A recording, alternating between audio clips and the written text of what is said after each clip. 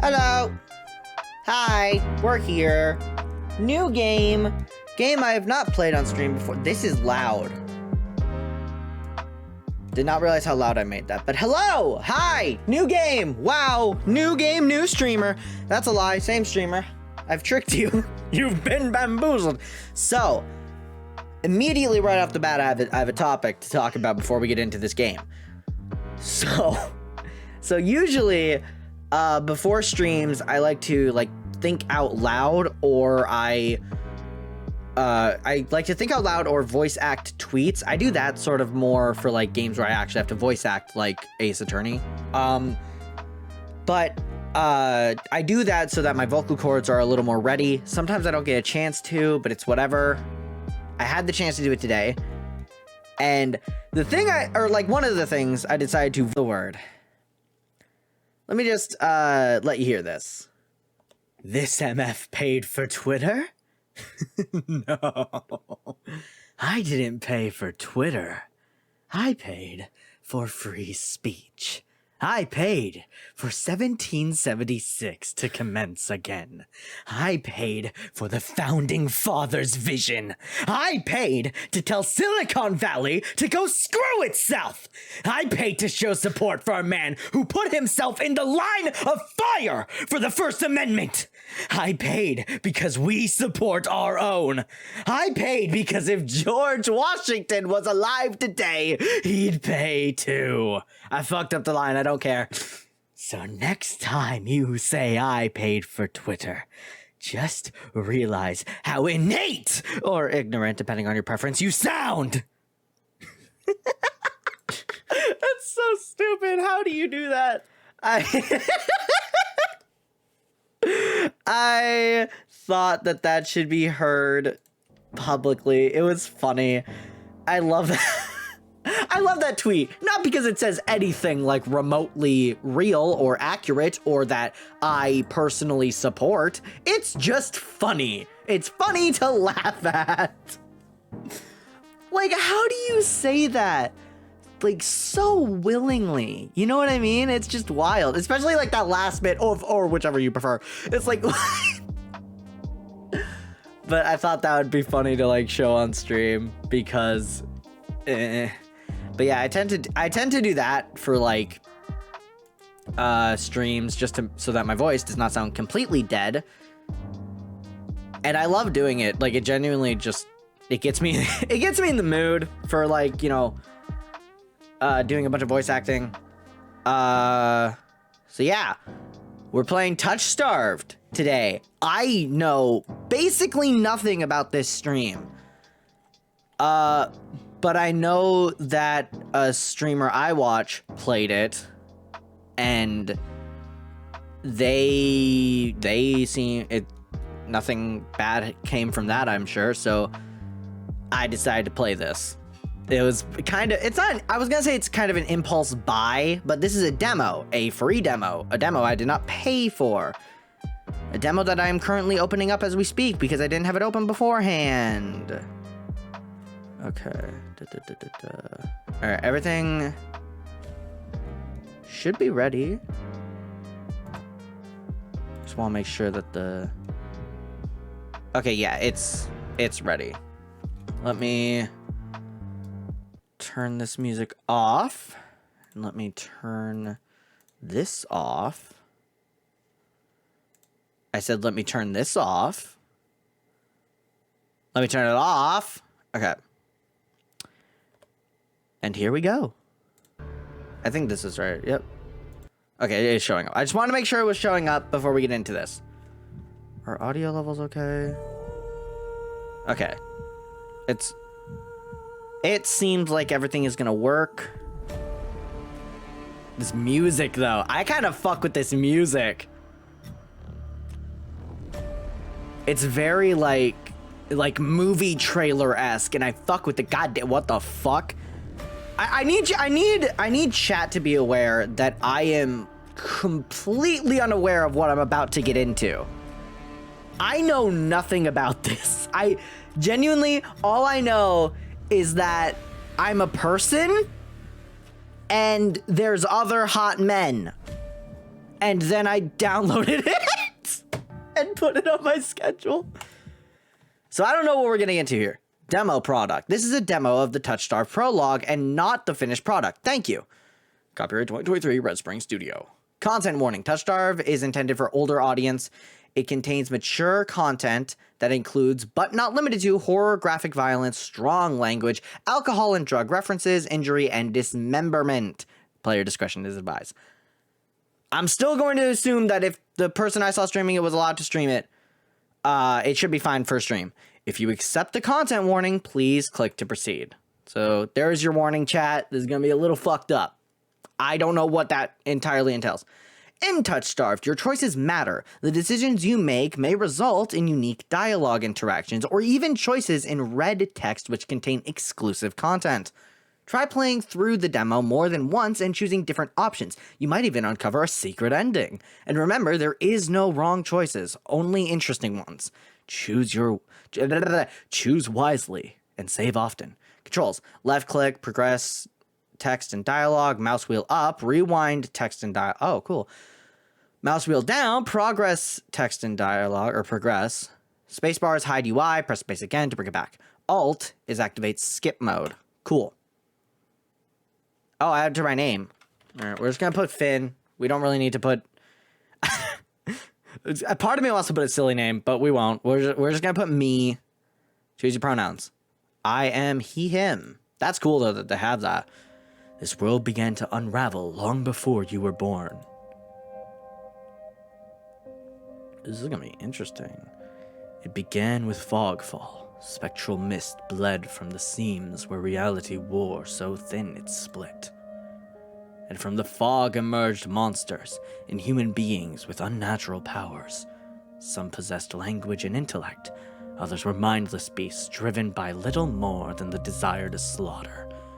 As cities fell and unrest spread, humans united in their fear while monsters thrived in the chaos. And then there's you. Me, who's gonna fuck it. You're not even sure if you're human. You were born cursed, with hands that alter the minds of anyone you touch. Choose your backstory. Oh, I get to pick a... Wait, I get to pick a This is a demo? All right. The Unnamed, a fallen oracle. You were raised as an oracle in a remote temple. The priest claimed your touch bestowed enlightenment, but a visiting mage revealed your curse for what it is. Following the mage's word, you fled in search of the cenobium. I think that's what that says. You regularly experience unnatural premonitions, but rattle your body and soul. An innate sixth sense gives you a heightened awareness of hidden supernatural presences around you. Sorry, the text is a little small, even on my... Is it readable on you? It is not readable. Okay, we're gonna go to this screen then. Hopefully that's readable. Sorry, I didn't realize how tiny this would be. Alright, the Hound. Interesting. You were raised by society's outcast, criminals who accept you when nobody else would. Your partner in crime, a friend since childhood, helped you steal enough money for a cure, then betrayed you. They left you with only enough coin to travel to the cenobium, your last hope. You have sharply honed social intuition, so not me. You can survive and even thrive in the violent underbelly of any city, using your experience with the underworld to get ahead. Okay, and then the Alchemist, an abandoned mage. An exiled cenobium mage took you in as a child, raising you as her apprentice. She seemed to take pity on you. She seemed to take pity on your curse, but you discovered that she was cultivating you as a test subject. You fled to the cenobium seeking a cure. You are an experienced spellcaster with encyclopedic knowledge of alchemy, spellcraft, and history. With a little observation, you can identify the subtle effects of magic. I think what's going to end up happening here is we're going to go through all 3. So what do I want to start with?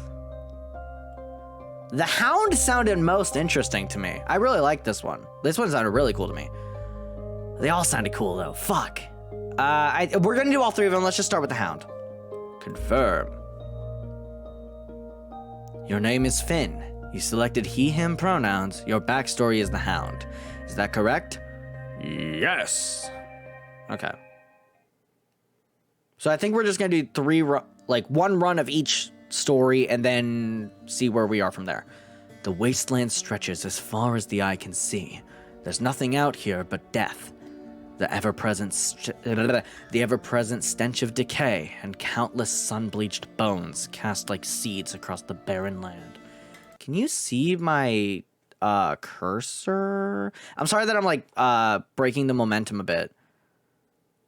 Let's turn off capture cursor. I think you don't need that, right? I think we're fine for that. I could say death doesn't scare me, but to tell the truth, I'm desperate. It's been 2 weeks since I joined a caravan bound across the wastes. Finding a group that would accept me was a trial in itself. As rations grew sparse, my canteen ran dry. I began to despair, but then I saw it. A town! Iridia, the city of knowledge. One of the last bastions of humanity left in the world. One of the last bastions of humanity left in the world, and home to the famous academy called the Cenobium. All the world's knowledge gathered in one place. If there's anywhere I'll find a cure for my curse, it's here.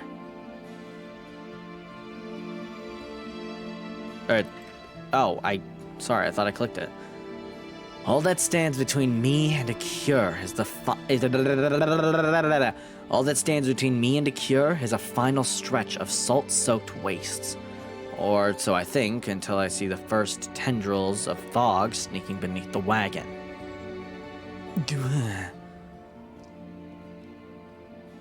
Is this fogfall? My stomach sinks at the very whisper of it. Silent storm more devastating than fire. Dangerous in cities, but a death sentence beyond them. A thick blanket of fog engulfs us, smothering out the lantern's light. The wagon lurches to a stop. An eerie silence, heavy as the mist, falls over us. The only warning we get is a strangled scream. Oh shit, hold on, it's distant, hold on. Stay back! No! Nailed it. I hope that, sounded good on mic. The cry dissolves into a wet gurgling. I just eyed my water to see if it was worth gurgling it for the joke. I don't know what this game is, but I saw the title and I'm relatable. Also, Gesundheit. Oh, I had to read Gesundheit. I did not sneeze. I just screamed very loudly. Can I? Yeah, that's what I was screaming. Anyways, the cry dissolves into wet gurgling. It's not worth it for my water, but it would have been funny. Then, the wagon violently pitches to the side. I hit the ground hard, the air punched from my lungs. When I opened my eyes, adrenaline lent sudden, awful clarity to the carnage around me.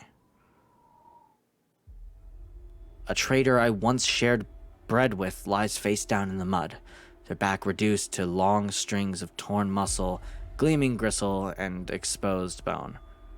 I should probably... Hold on. Let me do one thing real quick. How do I do this? Give me 1 sec. I want to real quick... I probably should have done this earlier, but let me... Can I... How do I do this? Searcher... Fucking alcohol. How do I fucking spell? Hold on. I'm gonna type out the trigger warnings and put them as a pinned thing because I want people to be aware when they come in here.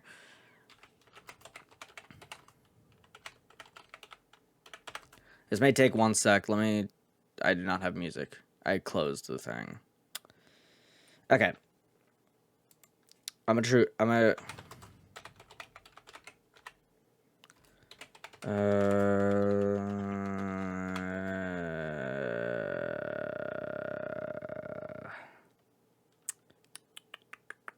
put etc. because I don't want to like, hold on. Let me pin this so that customize time. Can we just like keep it there? Manually unpin or end the stream. There we go. Cool. I just want to keep that there so that people know what they're getting into potentially. So, trader I once shared bread with lies face down in the mud, their back reduced to long strings of torn muscle, gleaming gristle, and exposed bone. Bodies litter the wasteland. Oh, hey, buddy. I try to rise, but my ankle explodes with pain, so blinding, white blooms across my vision. Oh, God, I hate that. Only when my eyes adjust do I see the dark shape in front of me. Oh, that's a sick design, but you're fucking creepy. A soulless stoops over the twisted form of a caravaner. I freeze, but it swivels its head. A dozen bulging eyes twitch in my direction and blink as one. Fine. The soulless lets out an ear-splitting shriek and runs at me. But right before it reaches me, the beast barrels past, vanishing into the mist. Distantly, a horse screams in the dark. I need to move now. Run for the city! That feels like the smartest thing. You literally told us that it was safer in the city. It's a death sentence here. I take off running, deeper into the haze. The fog is so thick that I fear I'm headed in the wrong direction until I see a dim pinprick of light emanating from the shadow of the spot. This is loud. Or it's too loud to hear. Or I could just do this. And then...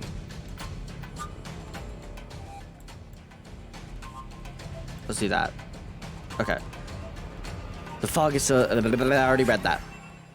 It's faint, but it's enough. Came too far to die here. Rapid footsteps echo all around me. I turn in circles, frantically searching the opaque mist for the source, but the fogfall twists and stretches sound. Suddenly, the caravan's driver bursts forth from the fog. Our eyes meet too late. He slams into me, knocking me to the ground, and slips in a patch of mud. The soulless falls on him as soon as he slows. Catches the driver by his throat and, Jesus, rakes his stomach with razor-sharp claws. He comes apart like wet paper, spilling intensities and viscera in the steaming tide. Fighting the urge to heave, I claw frantically through the slippery muck for a handhold. Shit! My hand catches on the jagged edge of a rib jutting up from the water. Bandages unfurl around on the gouge torn deep into my palm. Oh, fun. The pain's quickly forgotten when a hand closes around my wrist.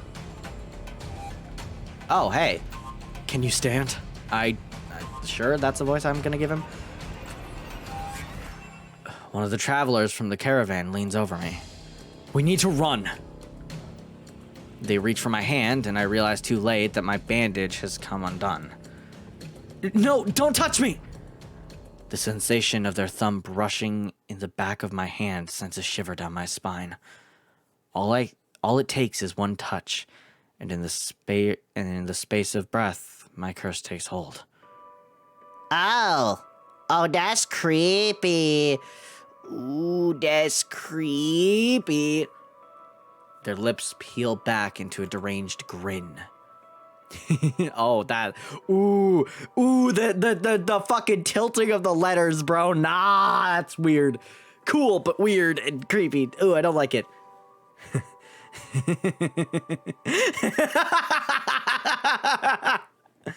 No, I've seen this face countless times before. This is my curse. Madness of my own making. Their grip on my hand tightens until pain radiates from my knuckles. Let me... Suddenly, clammy hands crush my throat, choking off my breath. Die, die, die, die, die, die! I ran out of breath. We're gonna roll with it. Spit bubbles as the as the corners of their mouth and flex. Curve their mouths and flex my face. The edges of my vision darken as my lungs scream for air. Screaming for help isn't gonna work. We're already trying that. Actually, fighting them off because I got hands, bro. I got fucked up hands that aren't good. Scream for help? Help! I try to scream, but the fingers squeezing my windpipe cut me off. Am I dead? The more I struggle, the tighter their grip grows. My pulse hammers in my ears, slowly with each thudding beat. This can't be happening. I'm gonna die. And not because of the fogfall or the solace, but because of my own curse. Tears sting in my eyes. No, not here, not like this. The hands drop from my neck, leaving me wheezing for air. My lungs burn with each ragged cough. My vision clears and the traveler's face takes shape, hovering inches from mine, lips still split in that macabre smile, even as blood seeps between their teeth. They give one last shuddering breath, then slump over, the claws hooked through their stomach. Oh, cool, the thing saved me. Dope. Thanks, man. Appreciate it. The soulless shoves the body aside, and the glowing eyes studding its leathery skin, thin as though grinning. Oh. Am I dead to that now? There's a flash of claws, red spill across my vision. I thought there'd be pain, but as I sink into the murky water, all I can feel is the grit of slit filling my mouth and the icy embrace of shallow water. Distantly, I notice an arm resting among an outcrop of reeds, mine neatly severed at the elbow. Ooh, fun! It should have taken both arms. Without them, maybe I could have survived. Maybe I could have had a home. Instead, I'll die cold, alone, and face down in a desolate wasteland. Until I'm not dead. Or fucking not, I guess! A fitting end for a monstrosity like me. I completely misread that. Ain't no way I just ended it like that. Ain't no fucking way. If this is death, it's not as bad as I feared. The cold is gone, and as is the choking stench of bog water. I'm having a stroke trying to read anything. Fucking God. I could drift forever, cocooned in oblivion, until all thought and sensation vanished. No curse, nobody howling at me in madness and terror, nothing at all. The thought has a terrible appeal to it. But the next moment, I take a reflexive breath. Air pours into my lungs, then out again in a ragged gasp. Feeling comes flooding back. Warm cloth on my bare skin, a firm surface underneath me, a strange tang of sulfur in the air. Is it God? Do not be afraid. I'm basically doing a Zenyatta impression. Oh, I'm keeping the Zenyatta impression. Hello, hottie. I twist my head toward the voice. Tears flood my bleary vision at the bright glow of lamplight. And try not to move. The voice is calm, steady, and commanding, but more importantly, it's a stranger's voice. One thought cuts through my mental fog. I have no idea who this is, and I'm completely at their mercy. Stay away from me! My words come out in little more than a creaky whisper. Oh, shit. That didn't happen. Stay away from me! My words come out in little more than a creaky whisper. See? Proof, right there. I did it. I clamp my mouth shut, hating how weak and helpless I sound. No. No? Who the hell is this? Damn, do I want to trust him? He do be kind of pretty, though. Sitting up doesn't mean I'm going to refuse service, wink wink. Let's sit up. I manage to push myself up on one elbow, but my head swims and my surroundings give an alarming lurch. Ah, a stubborn patient. Don't have the strength to dignify that with a response. Instead, I pull the sheet up higher and wipe my eyes until my vision clears. Hello, handsome. The stranger towers over my prone form.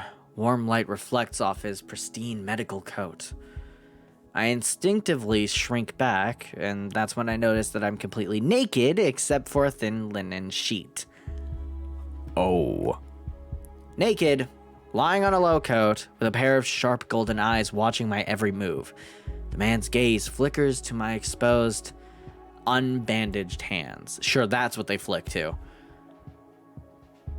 I plunge my hands under the sheet to hide them from sight, though it's too late. He must have noticed what they look like. Strange, cursed, inhuman. I brace myself for his inevitable suspicion and disgust, but his expression doesn't even flicker from the courteous smile. He just watches in placid silence as I struggle to make sense of my surroundings.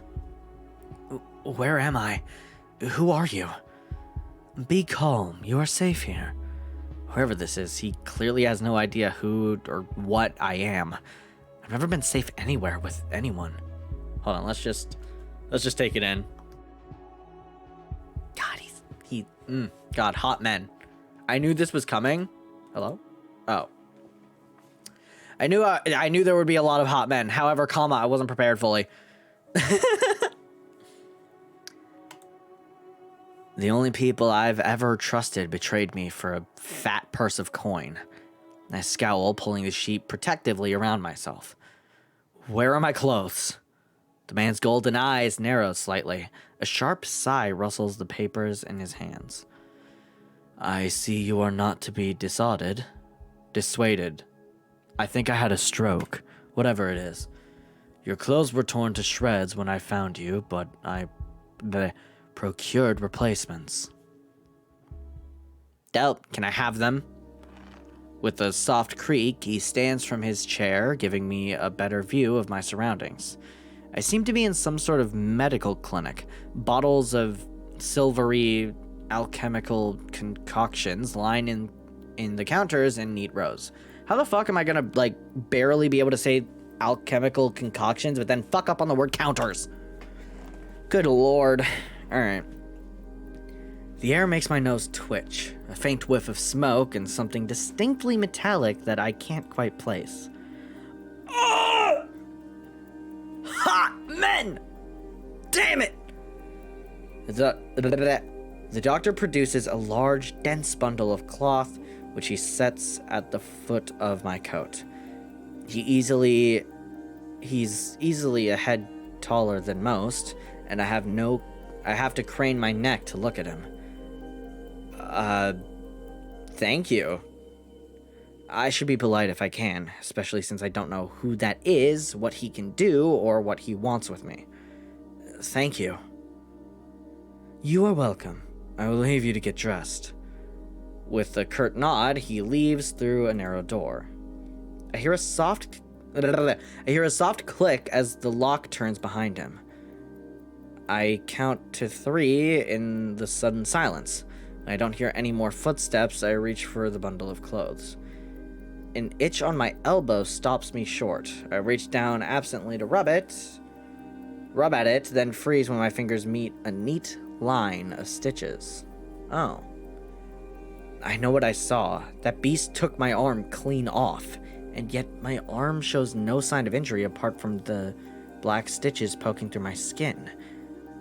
I gingerly flex my fingers, feeling my heart race at the sensation. This is impossible. I should be dead, or at the very least, gasping out my last breaths.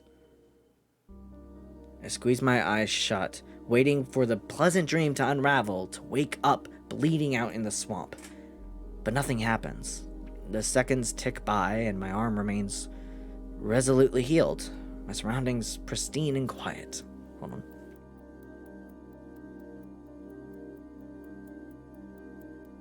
Sorry, my neck felt stiff. I just need to crack it.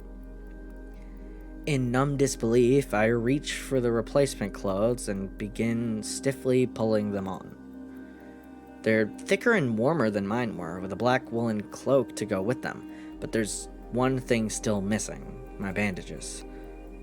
The golden-eyed man didn't leave me with any, even though I know he saw my hands. I slide off the bed and take a few unsteady steps toward one of the drawers. If this is indeed a doctor's clinic, there must be bandages somewhere. I started opening drawers at random, and of course, that's when the door swings open once more. Are you looking for something? I whirl around, clutching a thick roll of clean bandages, trying to step back from him, but my legs bump against the edge of the cot. Your caution is understandable, though if I meant you any harm, you would know. That doesn't make me feel better in the slightest, but he makes no move toward me, so I quickly wind the bandages around my hands. The glowing scars and mottled skin disappear under a layer of clean white cotton. May I ask why you need additional bandages?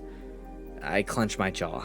I knew it would only be a matter of time before he asked about my hands, though the way he does it is strangely roundabout. Let's decline to answer. We'll be polite. Well, that's a very personal question, and I don't really want to answer. Is that so? Surely you realize that I can only help you if you tell me what ails you. An involuntary snort of laughter escapes me. Where would I even begin? Would he even believe me if I told him? No, best keep my curse to myself for now, and learn more about him first. Who are you? You may call me Kudos. Kudos? I'm gonna go with Kudos, but that Kuros? I like Kudos. And where exactly am I? Eridia, which I assume was your caravan's destination. I can think of nowhere else for a group of travelers to go. Eridia. I said Eridia the first time, whatever. Eridia. So I made it to the city of knowledge after all. I should feel relieved, but all I can manage is a vague sense of increasing unease. How did I end up here?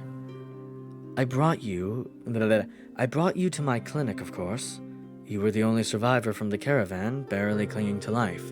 You needed immediate treatment. Which you provided?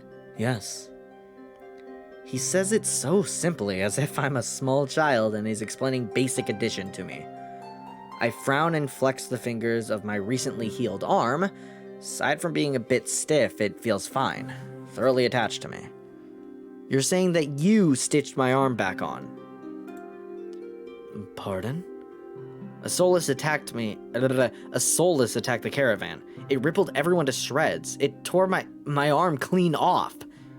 But when I woke up here, I trail off, bewildered. I've never heard of any magic that could heal a mortal wound like that. What kind of person could do such a thing? The doctor, Kuros feels better, actually. The doctor, Kuros, pinches the bridge of his nose. He sits back down in his chair, quiet for a long time. I do not know where you come from, but Eridia is the city of knowledge and deadly secrets alike. Information is power, and it is most unwise to give or receive it freely. Since you have refused to divulge your secrets, I will not divulge mine. I do not even know your name. You are new to Eridia, so I will overlook the specific breach of etiquette. Wow. However, you should not expect others to extend the same courtesy. Do you understand? He looks pointedly at my freshly bandaged hands.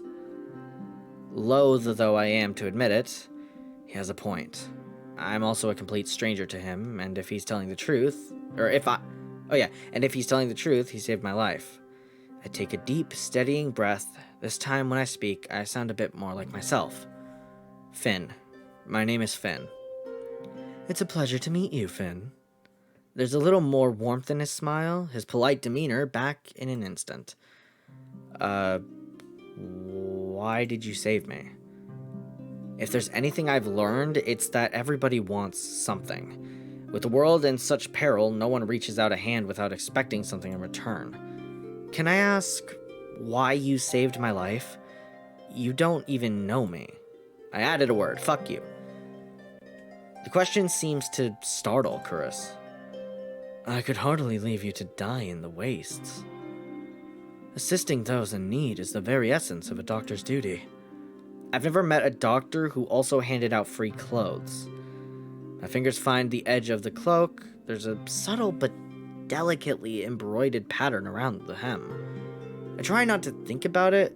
I try not to think about what kind of price Charisma might ask for such well-made clothes. No, I suppose not. Forgive my presumption. I rarely come across so it's fascinating a patient. I blink. The fuck did he just say? I simply meant that few would cling to life so resolutely, or brave such a perilous journey to Iridia. I almost said Iridia again. I could not help being curious about you, Finn. His voice drips to a soft murmur, and he abruptly looks away from me. I don't know what to say. You're pretty curious yourself. That one feels mean. I honestly don't know what to say to that. If you knew more about me, you might not like me as much as you think. Doctor or not, he wouldn't want to risk his life or sanity over me. No one ever does.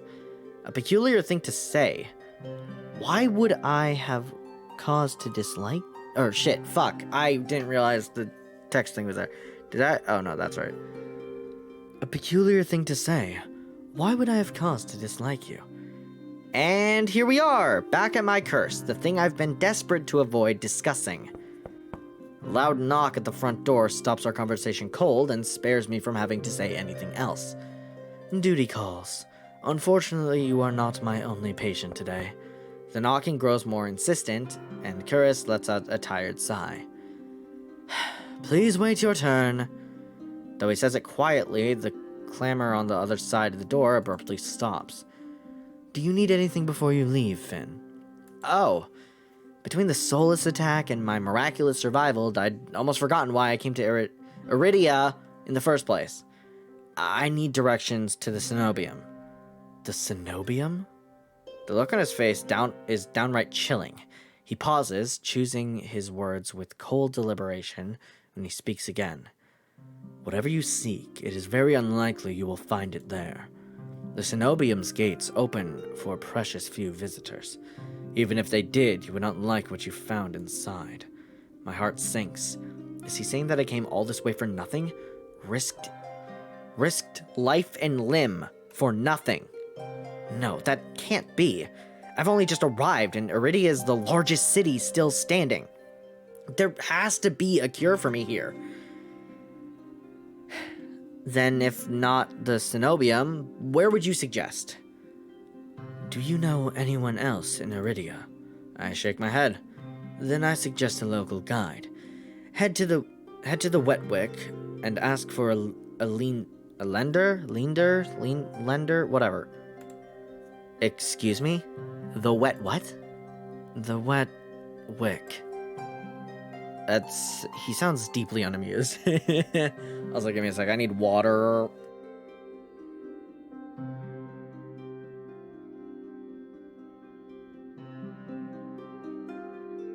Okay. Follow the... Oh shit, fuck. I thought it was narration again. Follow the postings advertising Linder's bloodhounds. They are difficult to miss. When you meet Lender, tell him I sent you. I'm gonna assume oh, it's just... I'm fucking stupid. It's a name. Leander. It's Leander. I'm stupid. When you meet Leander, tell him I sent you. That isn't much to go on, but Curis points towards the clinic's back door. You will not be safe as long as you do not draw attention. Or you will be safe as long as you do not draw attention to yourself. That's easier said than done. I've always been a magnet for the worst sort of attention. If you require my assistance, you may return whenever you wish. Though he's smiling, there's a note of finality in his voice. Resigned to my dismissal, I slip out the back door. Find myself standing in a narrow and rather gloomy alley. I pull the new cloak up over my nose, stepping over the contents of chamber pots that have been emptied into the street. This does not feel gloomy.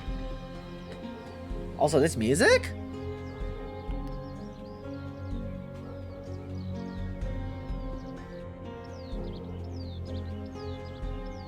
That's really pretty music, sorry. I pull the new cloak up over my nose, stepping over the oh, yeah.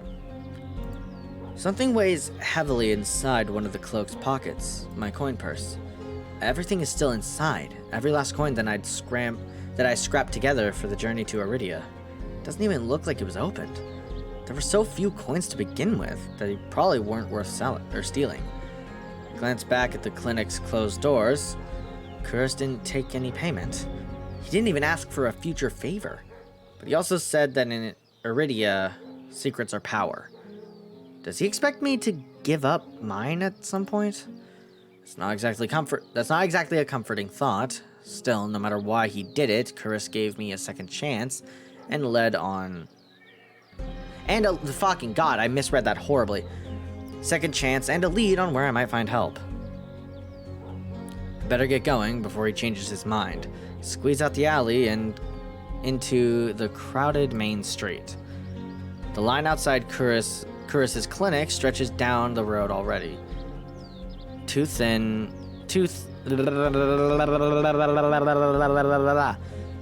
peddlers queue alongside weathered elders. If any place is in desperate need of a free clinic, it's this one. The cobblestones are treacherously rough under my feet, deep grooves worn between them by regular flooding and decades of hard use. I knew Iridia was a river city, but I didn't expect it to look so eroded. The buildings are tired and dilapidated, all crammed together in narrow streets. Also, my fucking chair sunk all the way to the bottom as I was reading that. Give me a second. Okay, we're good. A child darts by, clutching something greasy wrapped in paper. The smell of fried food drifts over me. My stomach gives a faint gurgle. This morning's catch, fried up, hot and fresh, not too many eyeballs today. That sounds disgusting, but I'm starving, so I duck my head under the stall's grubby awning. A large fish leers up at me, its 3 bulging eyes still visible through the thick layer of crispy batter. The vendor gives me a gap-toothed grin. What's the cheapest thing you've got? The vendor points to a metal basket of what looks like long strips of savory fried dough. Fresh long, lads, 3 copper apiece. Don't burn your mouth. I take the coins out, counting them gingerly. At this rate, I might not even be able to afford dinner. Reluctantly, I drop the payment on the counter and take my meal. It tastes like shit. 2 streets later, I pass under a wrought iron archway adorned with dangling lanyards. Wow! I fucked that up. Garlands of red and pink. Lilies? Question mark? The buildings in this quarter are a dizzying riot of color. Painted walls and tinted glass everywhere I look.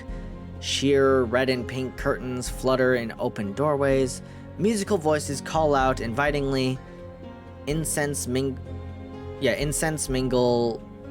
with the pungent scent of flowers, barely covering the salt and musk of warm bodies. This must be Iridia's entertainment district. I'm polishing off my food and dusting the crumbs off from my hands when I spot a poster. Is it what we're looking for? Features a silhouette of a smiling man wearing a single dagger-like earring and the word Bloodhounds painted above his head. A motto, as above, so below, circles the artwork. If Leander is the leader of the Bloodhounds, then the face printed on the poster is likely his. I follow the line of identical posters around a corner and nearly hit my head on precariously dangling wooden sign. Looking up, faded orange letters read The Wet Wick. The facade of the building looks like it's seen better days, but I hear faint music and laughter coming from inside. Oh my god, we're going to the club? Oh no, it's a tavern. Oopsies. The inside of the bar is a far cry from the abandoned exterior. It's not even midday. It's not. I fucking hate myself. It's not even midday, yet most of the tables and booths are occupied by a loose assembly of people in matching green cloaks. There's a lot you can tell about a city by its dives.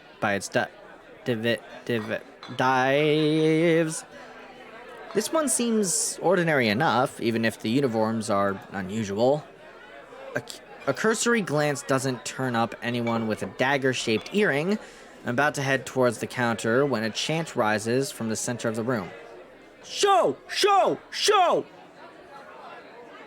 The remaining green cloaks abandon the bar and their booths to rush towards the center of the room in a sudden torrent. There's no time to move out of the way. I'm caught swept along in the ale-stenched current. Hey! Rhythmic chanting drowns out my voice. I thrash, throwing out my elbows as the press of bodies grows heavier. My hip knocks into a table. I grip it, holding on tight to steady myself. But the crowd has stilled. The chanting stopped. A pair of gilded boots stride across the tabletop. Oh no. Oh no. Seriously, you dogs again? Scattered laughter and cheers rise from the audience. I drag my eyes upward. Okay, that's not what I was expecting.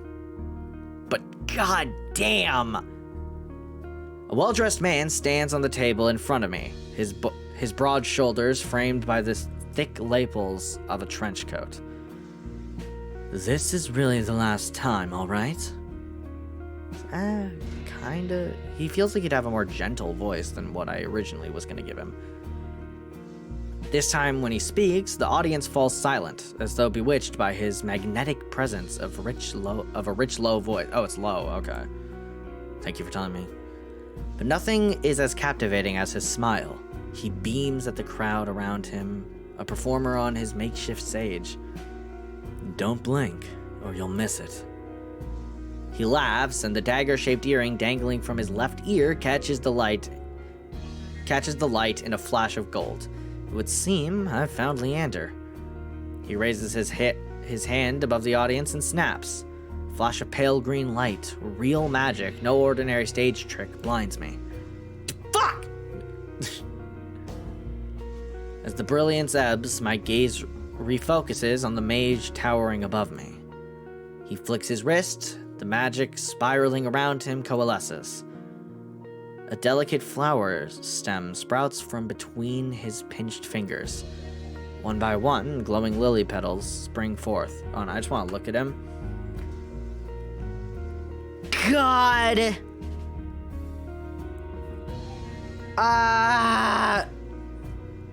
I knew this stream was just gonna be me being gay as shit, but like, come on! Did I read that? Wait, did I read that? Delicate flower stem sprouts, one, but yeah, I didn't know. With a flourish, the mage presents the conjured flowers. The audience bursts into clapping and cheers. A genuine magic show was the last thing I expected from a place called the Wet Wick. Leander plucks the iridescent bouquet out of the air and turns in a slow circle, giving his audience a good look.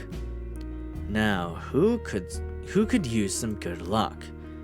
Eager onlookers scoot closer to the table. Some reach for the lilies, while others whistle and call Leander's name. But his cool green eyes slid right over them, locking on me instead. How about you? My chest tightens. He's so sexy. Every person gathered turns to stare at me. Sure. I'll fucking take it. Who am I to say no to flowers from a cute guy? What the fuck? I reach out, all too aware of the way my fingers tremble as I carefully take the flowers from him. There's no weight to them, only a faint warmth that radiates from the stems. As soon as the flowers leave Leander's hand, they're like dims. They fade away in a shower of opalescent light. To my surprise, Leander laughs under his breath. That's the problem with flowers. They don't last long, but they leave an impression, right? He grins at me, and I find myself smiling back, because he's hot and sexy and I'm nervous. God, fuck! This angle, oof. Leander steps off the table, dropping among the excited crowd with an audible clink. All right, bloodhounds, get back to your drink. Show's over. The green cloaks disperse at his command, returning to their tables and booths. Before I can make my way towards Leander, his eyes find me. He gives me a friendly wave, then beckons me over to the crowded counter. Okay. I manage to squeeze beside him, but there's so little room that his broad shoulders press against mine. I tense, but he doesn't seem to mind at all. Is it your first time in Iridia? He says it lightly, with a genuine air of curiosity. Do I stick out that much? No, but I'm certain I'd remember seeing a face as lovely as yours around him.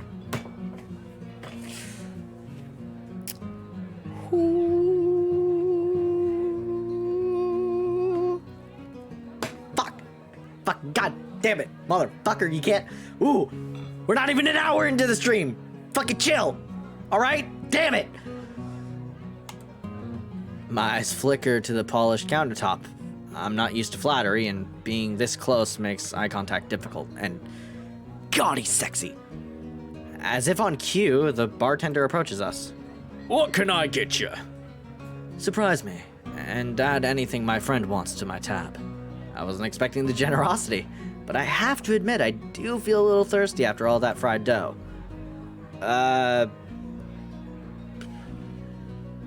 Fuck it, I'll have what he's having. It just said that. While the bartender leaves to fix our drinks, Leander leans his elbows on the counter, close enough to notice the purple shadows under his lower lids. Oh, God. His eyes wander over me in return, but when they lock on my bandaged hands, sour taste rises in my throat. Here comes the question. So, what brings you to the Wick? Kuris sent me. Pushes his hair back from his forehead, but it immediately falls right back into place. I hate that that's relatable. So it's about work. Bartender returns with a pair of glasses filled with what I can only assume is beer. I raise my glass and give it an experimental sniff. It smells faintly yeasty, but with an undercurrent I can't quite place. A quick sip confirms my worst suspicions. It's awful. Somehow briny and sour in a way that reminds me of pickles. But any thought of complaining dies at the moment I look up and see Leander taking a deep swig of his glass. Lets out a satisfied breath. How can I be of assistance? I need to get to the Cenobium. As soon as the word Cenobium leaves my mouth, the entire bar falls silent. Bloodhounds twist around in their seats to gawk openly. Finally, an especially drunk one speaks up. The hell are you bringing up the Cenobium in here? Throw him out! This is Bloodhound territory! The vitriol catches me off guard. From the angry looks thrown my way, it's clear I've broken some unspoken rule just by mentioning the Cenobium. When I glance at Leander, he's drinking as though he hasn't noticed the uproar. Only when he catches me looking does he lower his glass. For the love of... He drags his hand down his face. His face or my face? His face. I had to make sure I read that right. Hey, keep it down, will you? This is business. I tense, expecting an argument, but the outspoken bloodhounds silently return to their drinks. Only a handful continue to watch me warily. Sorry about them. The Cenobium's a bit of a touchy subject in these parts. Mixing enough drinks and, well, you saw. How about we continue this outside? When I gave him a terse nod, he pushes away from the bar counter. We're right back where we fucking started.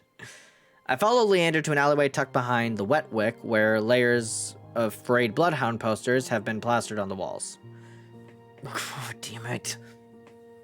Seeing them side by side, the resemblance between Leander and his likeness on the posters is impressive. Sorry. Kuris didn't send you here for help with the Cenobium, did he? From the look he gives me, he already knows the answer. I glance away. No, he didn't. He suggested I find an alternative. Yet here you are, asking about them anyway. What do you need the Cenobium for? I don't want to tell him about my curse. The less people know about my capabilities, the better. Thankfully, Leander takes my reluctant silence as an answer. Well, I see you're already aware of the city's currency. Information's worth its weight in gold here. Kuris told you the truth. The Cenobium's dangerous. Get on their bad side and they'll imprison you if you're lucky, or torture you if you're not. But the Cenobium's supposed to be a place of learning, a sanctuary. The Cenobium has always been heralded as the last bastion of human knowledge, a shining beacon of hope in a world steeped in nightmares. If any place held the answers, it would be the Cenobium. That's why I came here. That's what they want you to think, but things that seem too good to be true are often just that. Such a simple statement, and yet it leaves me reeling. If it's true, if I staked everything on a lie, then what now? Leander clears his throat. But, as I always say, there's solutions to every There's solutions to every problem, and alternatives to every solution.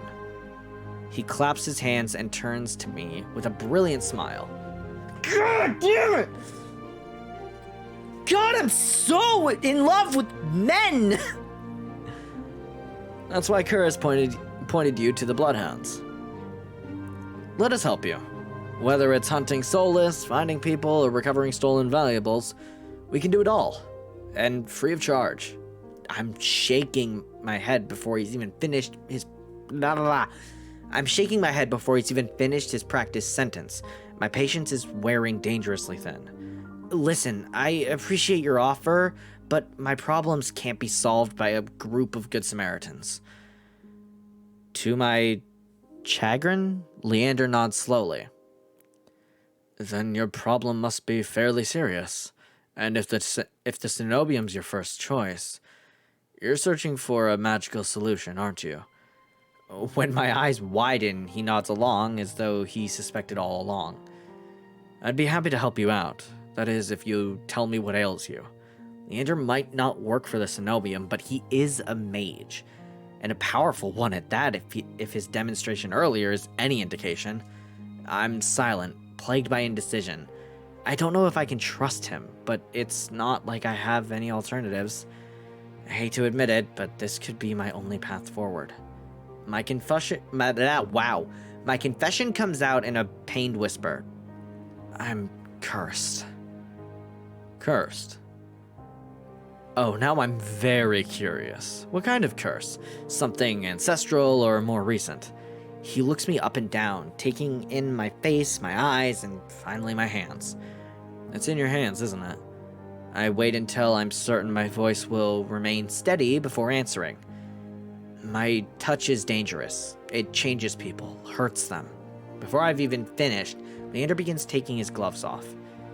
Tugs his left hand free and flexes his fingers.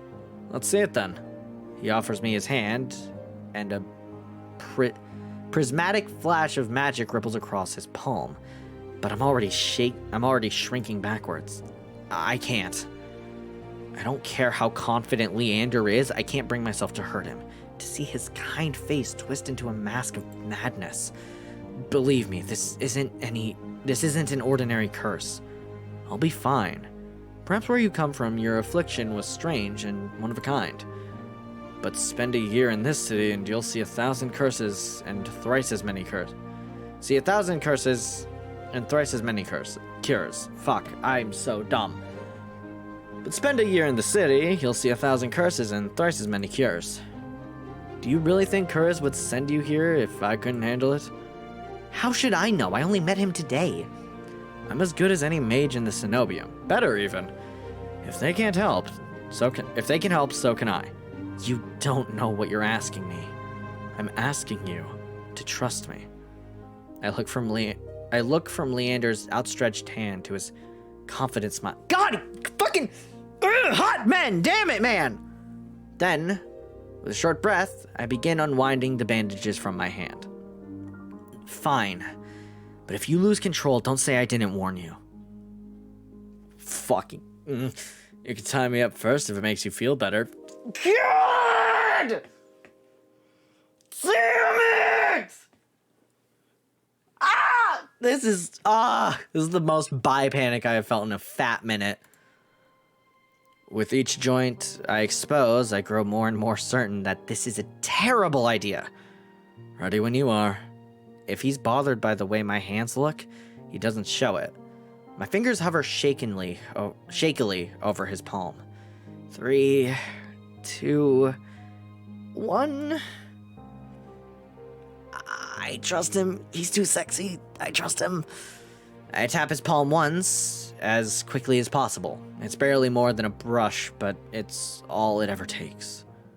When I look at his face, expecting to see the worst, Leander only grins. See, it can't be. This time when I reach out to touch Leander's palm again, he catches my wrist before I can pull away. I told you, there's really nothing to worry about. Fucking goddamn. This is gonna be the entire stream. I want you to know, this is going to be the entire stream. I am going to just...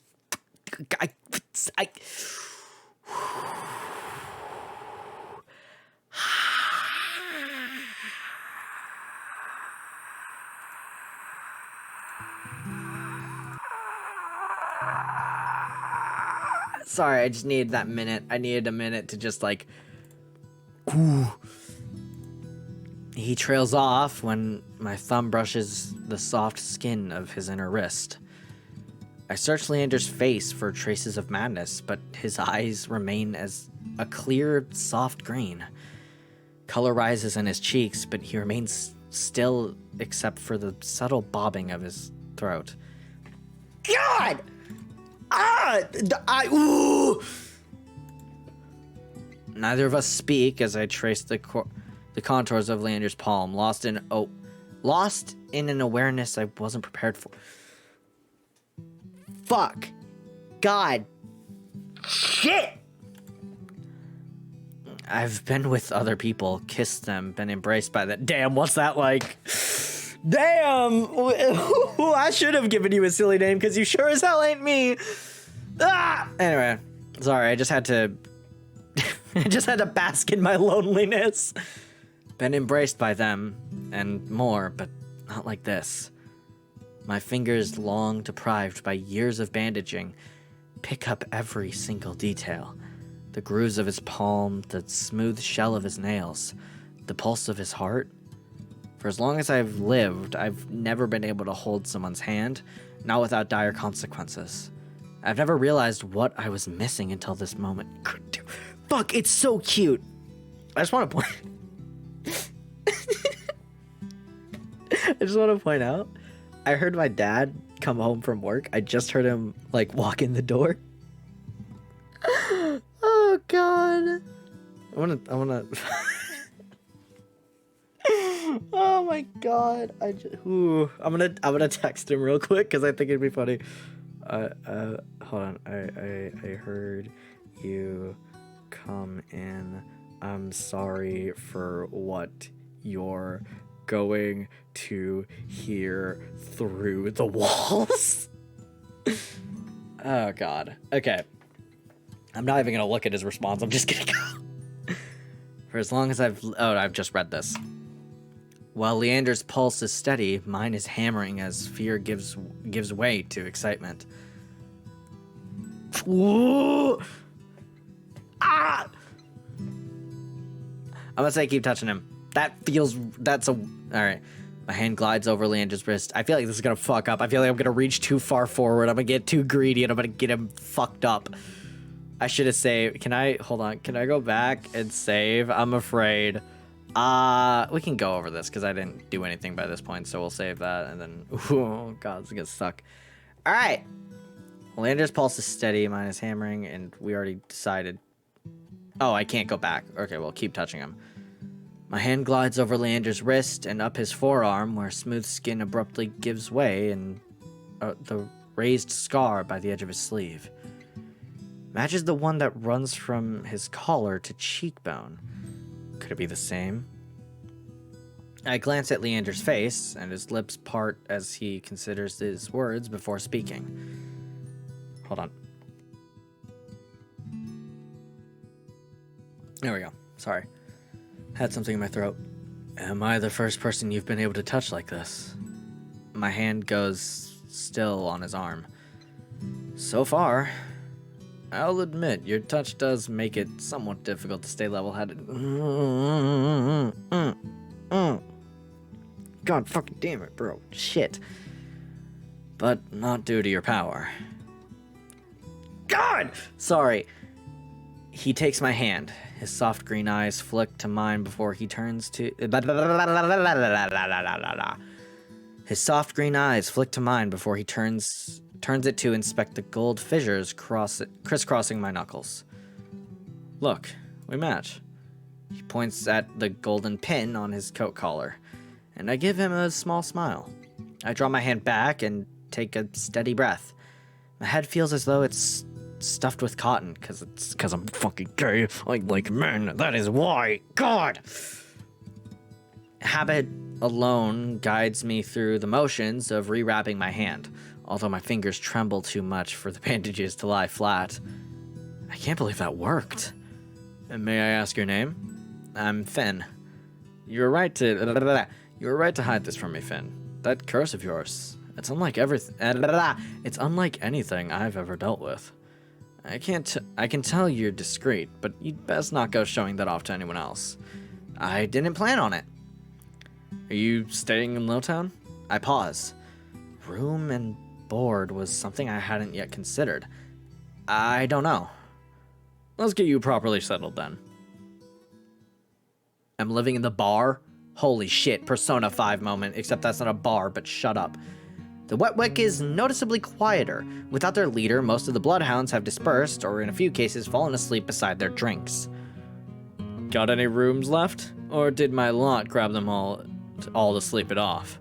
The bartender, who I now realize doubles as an innkeeper, slides a key onto the counter.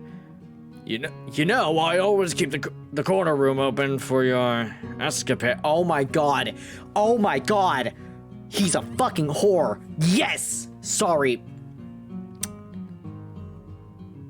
I'm having so many emotions. Holy shit, I should have named this stream just Bisexual Panic. That's what I should have named it. Because that's what just this is. I can already see what the fucking thumbnail for this video is gonna be. It's just gonna be like my Fugi, like the art that's currently on screen of me. And, and then just like however many guys I see in this video just behind me, and then just the bisexual flag, like transparent enough, and it like overlaying it. All right. Leander's laugh sounds slightly strained, and I always appreciate it, but you're mistaken. This is just for my friend Finn. Sure, stay as long as you like. You two have fun. I think I changed the bartender's voice. I don't care. He doesn't have a sprite. He's not relevant to me. Escapades, huh? Leander clears his throat, then holds the key out to me. But I hesitate. My coin purse barely holds enough for a day's worth of meals, let alone a room. How much do I owe you? Nothing. Bloodhound rates. My treat, since you shared your secret. Food, drink, and a warm bed, anything you need. Carefully, I take the key from him. It's small, but weighs heavy in my palm. Never expected to have a warm bed in Iridia, let alone free meals. I plan to steal whatever I needed to get by, no matter how dangerous. Thank you. Go explore, Finn. You'll find many roads in Iridia, each leading to different answers. But if you need a reprieve from what haunts you, come find me. Goddamn. Just be careful. I nod, taking one last look at the gleaming bronze key before tucking it into the pockets of my cloak for safekeeping. I just realized, the more I voice Leander, the more it's like slowly turning into like a really shitty, bastardized Markiplier impression. Hello everybody, my name is Leander. Today we're being gay as shit. Like, that's what it feels like. Leander gives me one last friendly wave before I depart. I don't know why I emphasize friendly so much, but it was really fucking friendly. No, hot man, come back. The air clings, sodden and heavy. Without the morning crowd, the sunless streets look barren and bleak. Even the peddlers are long gone. Only a pair of crows remain quibbling over stale crusts in a gutter. I feel a ridiculous pang of envy.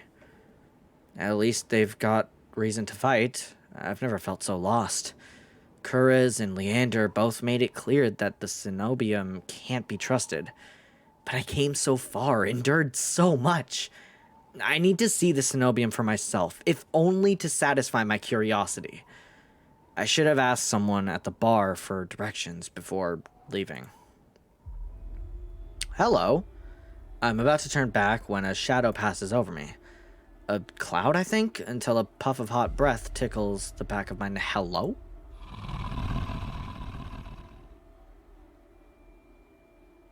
Holy shit. Sorry, that took me out. The shadow runs down the street in rivulets, I assume. Formless dark spreads like ink into blotted shapes. Claws stretch, a muzzle splits open to reveal long, jagged teeth.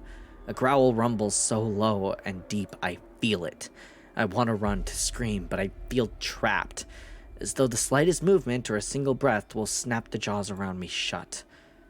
No, I won't let it end like this. If I'm going to die, I want to see what got me first. I steel myself, then turn. Then the shadow vanquishes as quickly as it came. I'm left standing in the middle of the street, alone, except for a figure reclining in the shade of a nearby shop. Did I read that right? Shop? God! Fucking, you can't have so many hot men just in the vicinity at all fucking times! Ah! Shit, man! Look at him! Like, come on! This isn't fair. This is just not fair. It's not fair. A monster, that much is clear from a glance. One that could nearly be mistaken for human were it not for the tufted ears, the tail curd, and the tailed curler. Fuck it, you know what I'm trying to say. Or the dusk pink eyes with pupils that sharpen like needles when they fall on me. Our eyes meet, and the monster uncrosses his long legs. Fucking goddamn it! His hair gleams a shade of red that reminds me unsightly of blood, where it curls around his collared throat. What voice do I fucking give him? Jumpy, aren't you? Jumpy, aren't you? Something, I'm thinking like cool guy kind of voice, but I don't want it to sound too similar to Leander. Jumpy, aren't you? Sure, let's go with that. His tone is so light and carefree that I glance up. Oh! Fuck it, I'll do the Akechi voice. That feels maybe a little lower than the Akechi voice.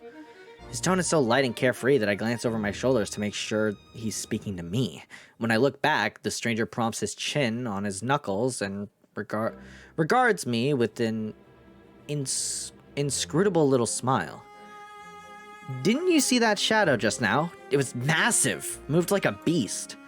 Even as I speak, I'm aware of how ridiculous I must sound, but the stranger's smile doesn't falter. The only beasts I've seen are the Wix-drooling regulars. Though this did catch my eye. Oh, you fucker. You sexy fucker, stealing my goddamn key, you fuck. With the flourish of his hand, my in-room key appears dangling from his fingers. Turns out, it's chain glittering when it catches the light. My hands fly to my cloak's pocket, and sure enough, find them flat. He crooks his finger, beckoning. I've already taken 2 steps forward before some stifled instinct stops me. Something feels wrong. I'm still on the edge, thrumming with so much adrenaline that the stranger's shadow flickers at the edges of my vision. Hold on. I had to cough again, sorry. I always attract the worst kind of attention, but I can't get rattled now. That's a stupid-ass question, Finn. Don't ask that. That's dumb. This could be manipulative, and I fuck with it in this particular context. Who said that's my key? Who said the key's mine? He smiles wide enough to reveal pointed canines. Oh. I saw you drop it. You really should be more careful. City like this, somebody might take advantage. Yeah, that feels right. That feels accurate, I guess. A bald-faced... Hold the fuck up. Is it bald-faced? I thought it was bold, like B-O-L-D. Is it bald? Have I been saying it wrong my whole life? I thought it was bold-faced, because it's a bold lie that's completely obvious. Like bold-faced, like... What? I'm gonna say bold-faced, because that just feels right, but fucking what? Bold-faced lie said without a hint of irony. Then dropped my key, and I didn't sense any magic either. You must have stolen it somehow. Maybe it's a typo? I don't know. Okay, I'm not entirely crazy, right? Because I could have sworn it was bold. Hold on, I'm Googling this. I need to know. Is it bald-faced or bold-faced? I'm Googling it right now. Bold. Yeah, it's bold.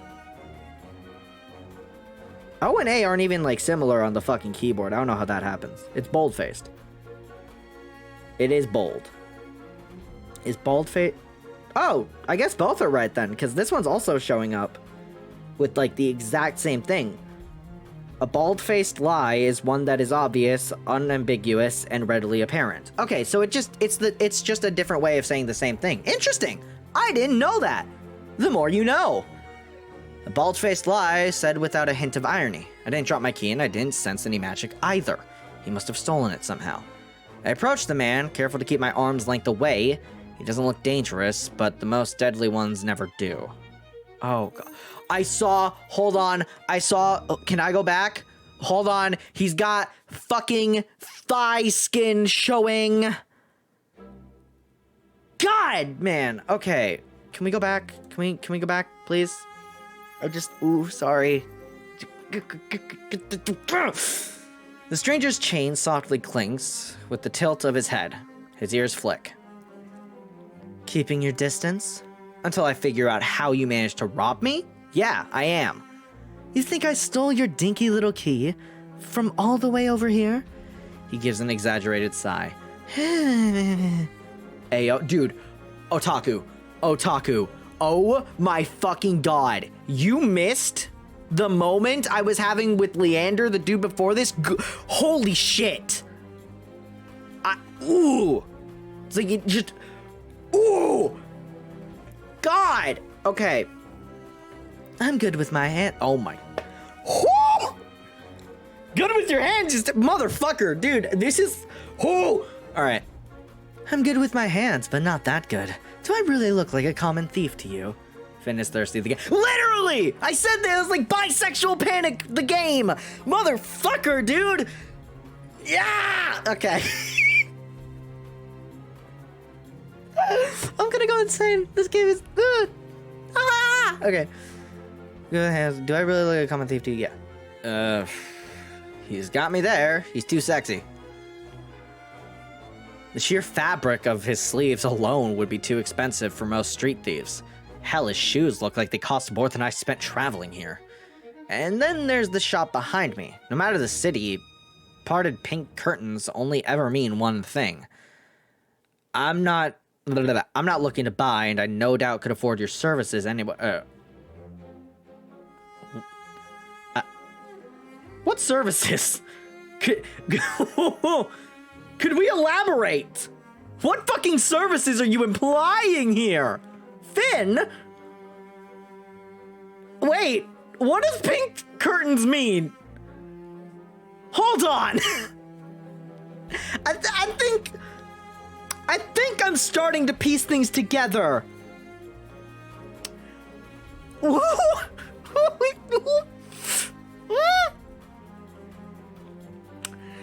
Yeah, Otaku, it's clicking. Ooh. I want it to be entirely clear. Fuck, I need to make sure, is this game actually okay to stream, or is it just highly suggestive? I think it's just highly suggestive. I don't think there's actual, like... But God fucking damn, man. It's like, you fucking shit. I just need everyone to understand. Again, I just really want to clarify this.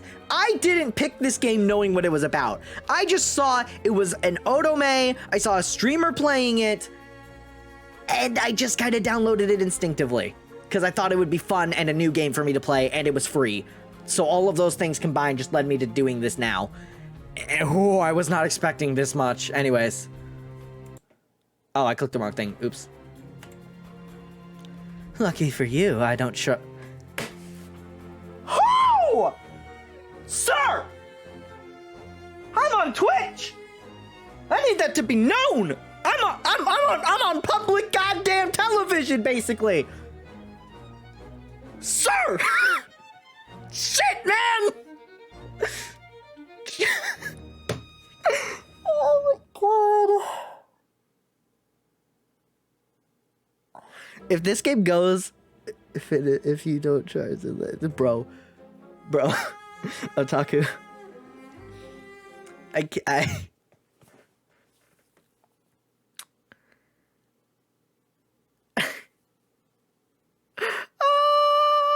am having so much fucking bisexual panic. It's actually insane.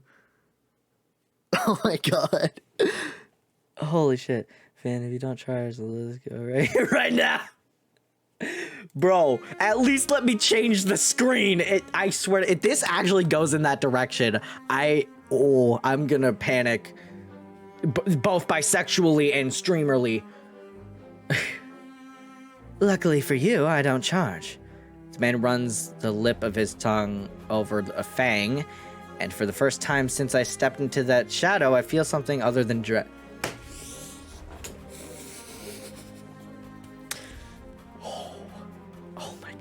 I mean, I know it doesn't, but like, you know how like some games get around like the rated, not rated A, but like the mature ratings of these, of like games, or like the sexual explicit stuff by just describing it and not like actually showing it. If it does that, we're gonna have issues. All right. My face grows hot. You damn fucking right. It's been hot, motherfucker. I could boil goddamn water on my face right now. That's not what I meant. I'm flattered, really. Fucking. I mean, I'm sure it's fine, but Jesus. I'm so panicked.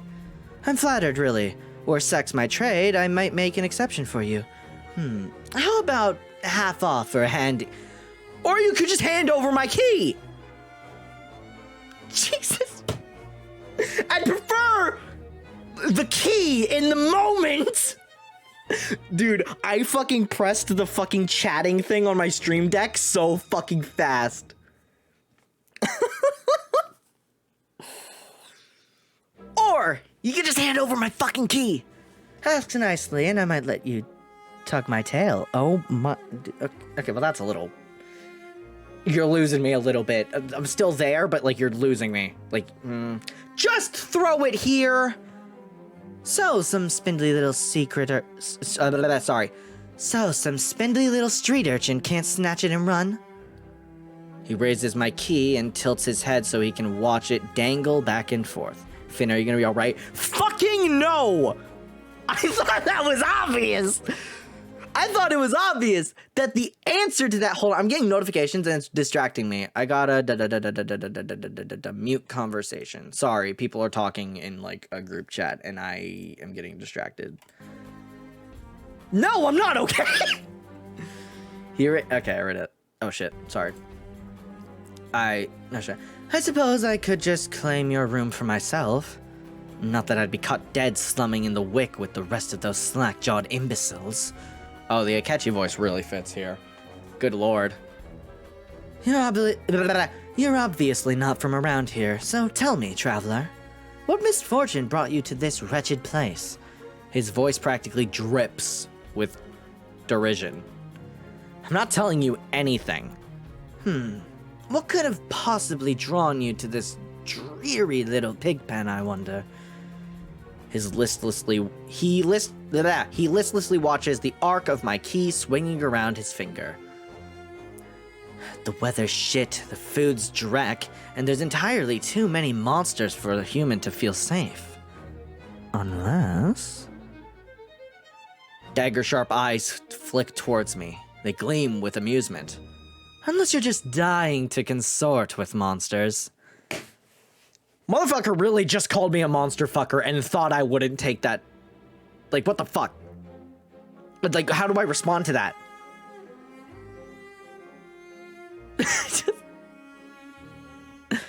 I wanna go home.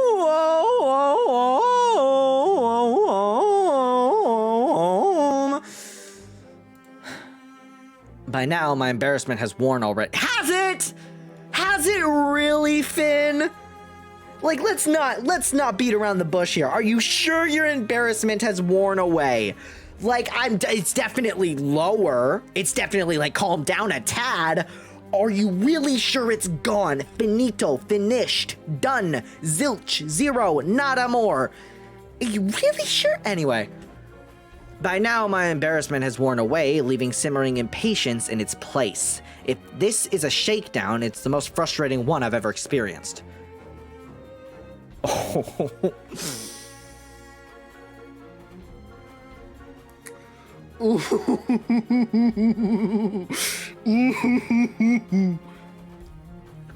God diddly damn it.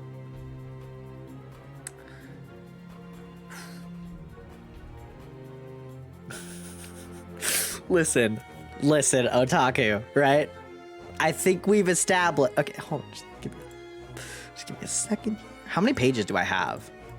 Oh, I have a lot. Okay, we have probably 100, right? Oh, 99. Okay, my bad. But like, okay, we're just gonna... There is no self-control here. I flirt. How'd you know that I spent all my money, starved, and nearly died in a swamp just so I could crawl into bed with the first thirsty monster I saw? See, where the fuck is this Riz when I need it? Which has been, like, never in my life. But, like, where the fuck is it, you know? That earns me a burst of breathly laughter. He gazes at me under his dark lashes. Aren't you funny? Could you be any more obvious? I have been told subtlety's not my strength. So you're... Jesus fuck... Ain't no goddamn way. Okay. I made the joke, right? I've made my bed and I have to lie in it. Or his bed. What?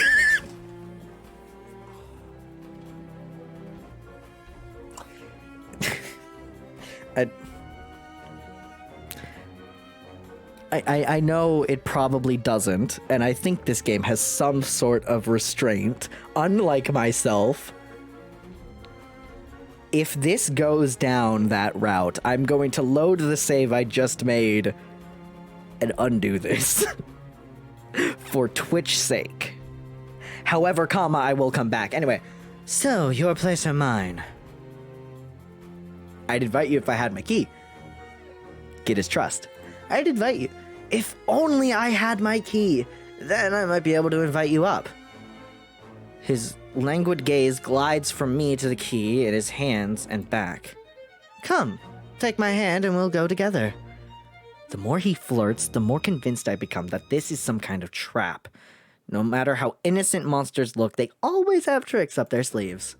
Something tells me that this one's more dangerous than he lets on, even if he has a lovely laugh. God, I'm so fucking gay. Before Twitch gets mad at me, because I know Twitch gets really pissy about this stuff, I don't mean that derogatory. I mean that actually liking men. Just before Twitch gets mad, because I've seen Twitch do some stupid shit. I don't know what you want or why you're messing with me, but I'm not coming any closer until I know you aren't going to attack. Or bite. That one's... I'm God, see, he fucking went for the exact same route I did, but like he did it differently, but it's the same route. Fuck you. I won't bite hard, unless you beg me. No matter what I say, he finds a way to twist my words into an innuendo. God. Even when I'm silent, he goes on as though we're having a conversation, not a standoff.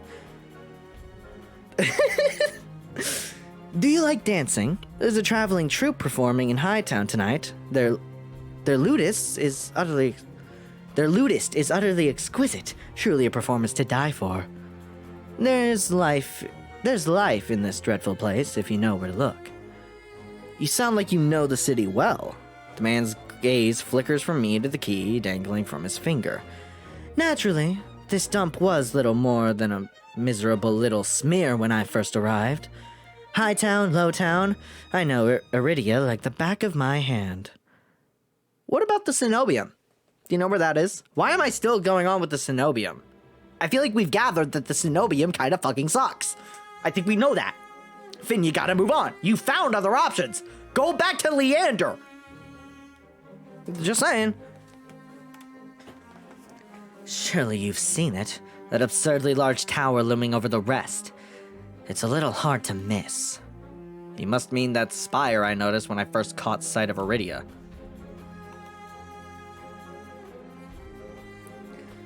The Cenobium's overrated. Forget about it. Can I show you things? I can show you things those stuffy boars in their limp dick tower couldn't even dream of. Sorry, I could not keep my composure when he just said limp dick tower. He's doing all this fucking theatrical, like big words, really sophisticated sounding, and then just limp dick. I've already got plans.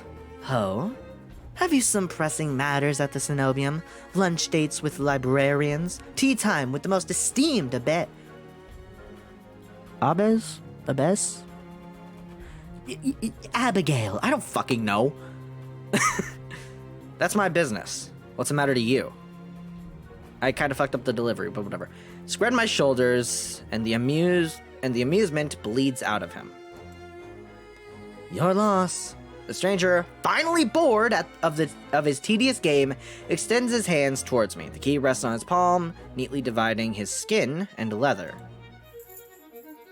When he makes no other move, I reach for the key, but as soon as my fingers graze smooth brass, his hand springs shut around my elbow.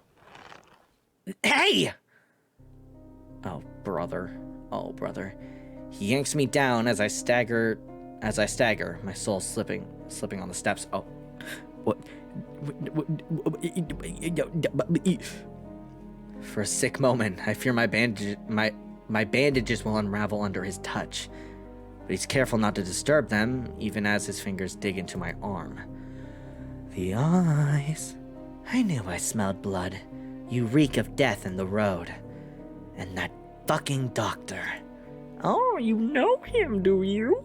His voice, once silken, lowers to a smoky growl. Oh, do I have to go raspy now? Like, and that fucking doctor, I guess. I don't fucking know. The shadows around him seethe and boil as he pulls me closer. And something else, he murmurs against my throat, nose grazing my jaw. It's okay? It's okay. We can contain ourselves. Let go! I try to twist away, but he doesn't bulge. Or bulge? Jesus! Oh my god! Oh.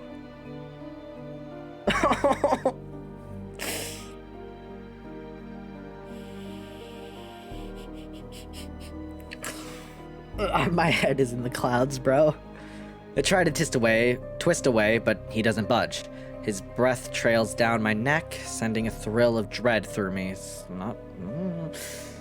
But just when I fear he'll bite, he takes a deep whiff instead. His wide, flat eyes gleam with naked hunger as he gazes up at me. Not quite human, not quite monster. Seems we're both... Ver! Is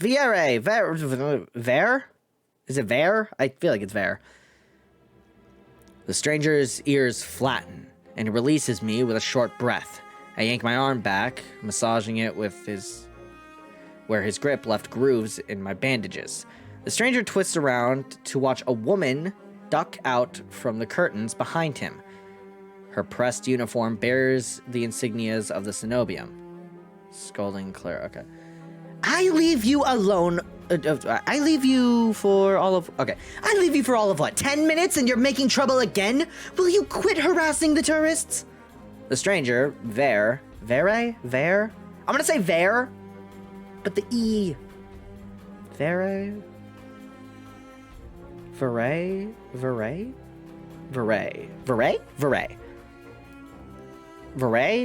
I'm just gonna say Vere, fuck it. The stranger, Vere I take it, rolls his eyes and flashes the cleric with a withering smile. So suspicious. Can't you see this is a friend of mine? A natural liar. He grins at me and his tail swishes minutely. The woman purses her lips at me, clearly unconvinced. I open my mouth to correct him, but Vere cuts in. I was graciously offering my dear friend some free advice. Though his voice remains light and cheerful, his expression darkens. Danger's drawn to you like a moth to a flame. It will always find you given time. The woman clucks her tongue as she heard this recital 102 times. Word of advice? Don't take free advice from lazy foxes lounging in the streets. This crook would sell water to a drowning man for the sheer enjoyment of it. She shrugs off a wilting look from Vere. Oh, please. Any friend of yours knows it's true. Now hold still. Vere rises gracefully at her approach. He pushes his hair aside so it drapes over one shoulder, exposing the long line on his neck. And suddenly, it dawns on me that the jingling I heard earlier wasn't coming from the harness attached to his collar, but a leash. Oh, how the turntables, you fucking slimy bitch. Hot, but you're a slimy bitch. You're still a slimy bitch. You're just a hot slimy bitch. A heavy iron chain wound around a hitching post and padlocked to the back of his collar. Vere posed deliberately to hide his leash from me. The woman produces a key ring from her pocket. She rifles through a dozen identical keys before selecting one and slotting it into the lock. Come on, unless you're... Oh shit, sorry, wrong person. Come on, unless your friend's tagging along on our merry little soulless hunt. They're hunting for soulless inside the city? Words momentarily fail me. The woman regards me with a polite, if tight smile before marching down the stairs. Vere lingers.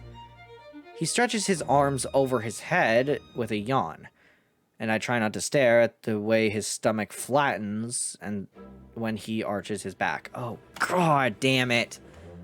Your little secret's safe with me. Try not to get yourself killed, hmm? Vere hops off the stoop and bounds after the woman. His tail sways merrily as though he hadn't just lied and threatened me. Did you try the thing I mentioned? The... Leventian knot? That's the one where you take 3 fingers and... Actually, don't tell me. Knowing you is disgusting. Vere's airy laughter echoes down the street. It's only after he and the cleric have vanished from sight that I realize I'm still missing something. Wait. Reflexively, I shove my hands into my pockets and find it. The room key.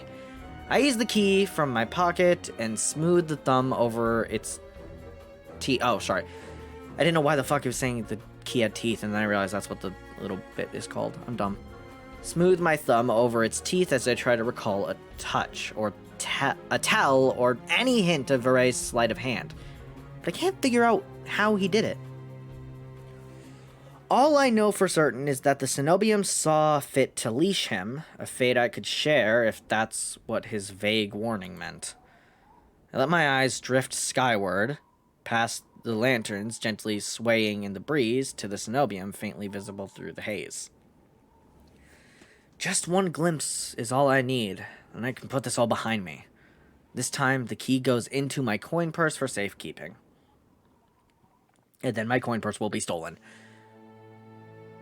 It's easy enough to follow the sluggish river that splits Iridia in two. A colossal bridge arcs over the dark water below.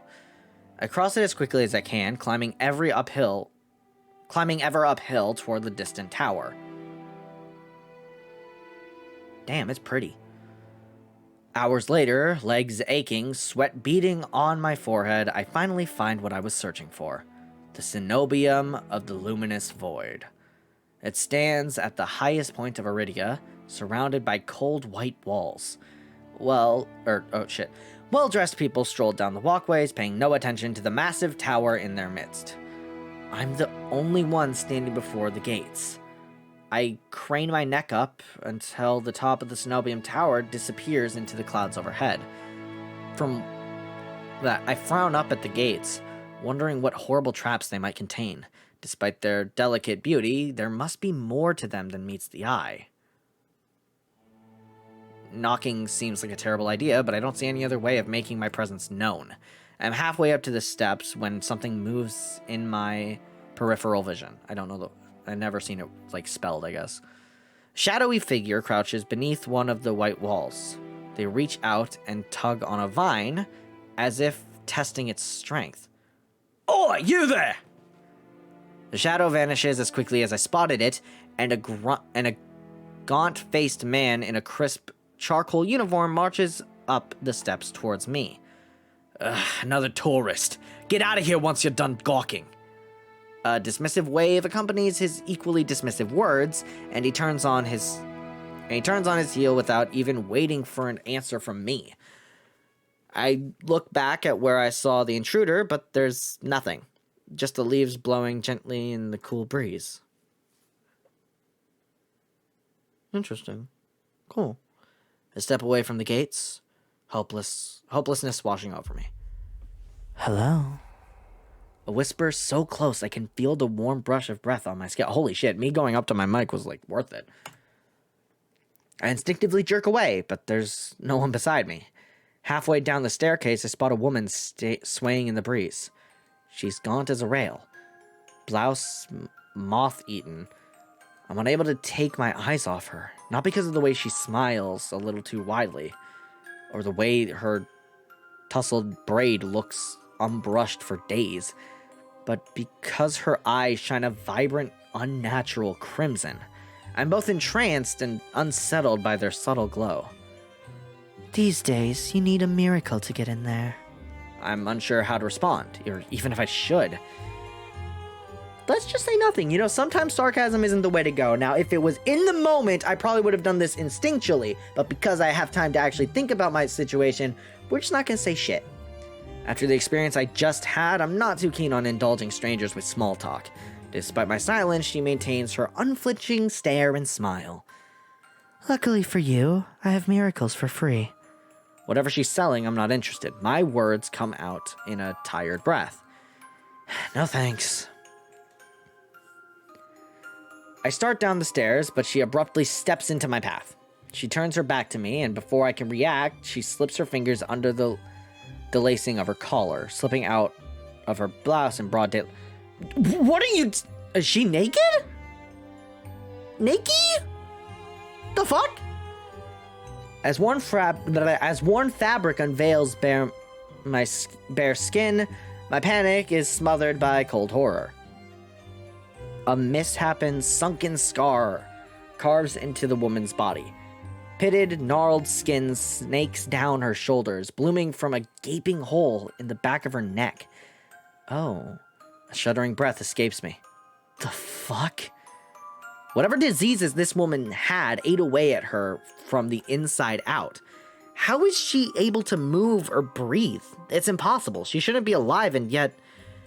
The power to cure anything can be yours too. The power of the sea spring. The woman slides back into her blouse and deftly laces it up. If I've caught your interest, then follow me. It's only a short walk away. Without another glance, she leisurely strolls down the cenobium stairs, loose braids bobbing beside her. The edges of her scar peeks from under her collar. I stand there, wordless, until I manage to regain my bearings. It's a twisted miracle, but it's a miracle nonetheless. This could be the stupidest decision in my life, but what choice do I have?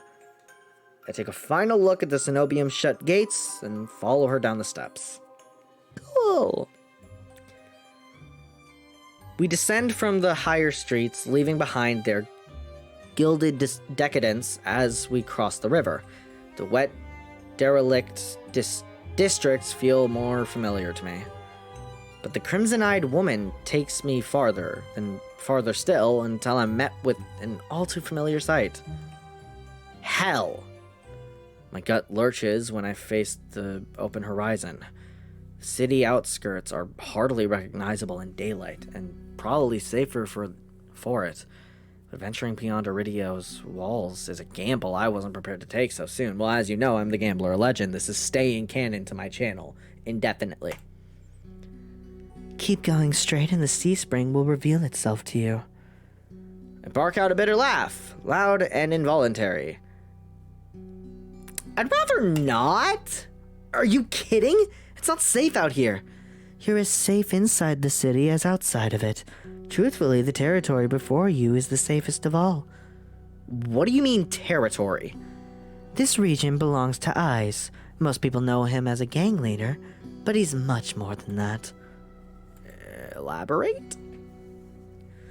I squint against the empty wasteland. Only a fool or someone with nothing to lose would leave the city. Apparently I'm both. But if this sea spring cursed her, I need to see what it can do for me. I set it off into the... I set off into the wastes. Over my shoulder, the woman calls after me. Good luck, Finn. I hope we meet again. I didn't fucking tell you my name, bitch. My heart pounds with each step I take from civilization. For what seems like an eternity, I force each foot forward. One step, then another, till the realization hits me. I never told the woman my name. Something pierces the horizon ahead of me. A building, nestled into a tall cliffside, but so starkly out of place it might as well be a hallucination. It drips with extravagance and honeyed mahogany? Honeyed mahogany, an ornate jewel of architecture. I couldn't read that for a sec. A row of dark silhouettes stand out of the horizon. Trees, I think, until I'm close enough to realize that what I mistook for branches were spikes and jutting tendrils. Soulless. Several of them watch me in the distance like statues. I don't think, I just run. Exploding into a messy sprint, I push my legs as fast as they'll make me towards the decorated building. Flashes of last night chase me. The gushes of blood and the scream of death. The smell of burning flesh and sour bile. I can't go through it again. I won't. The next thing I know, I'm dashing up wooden stairs and crashing through towering double doors. Oh. Am I about to watch a Vox Aquima stream? What the fuck is this? I gasp for air, my lungs burning from exertion. I'm desperate to be safe, but when I process my surroundings... Yeah, no, wow.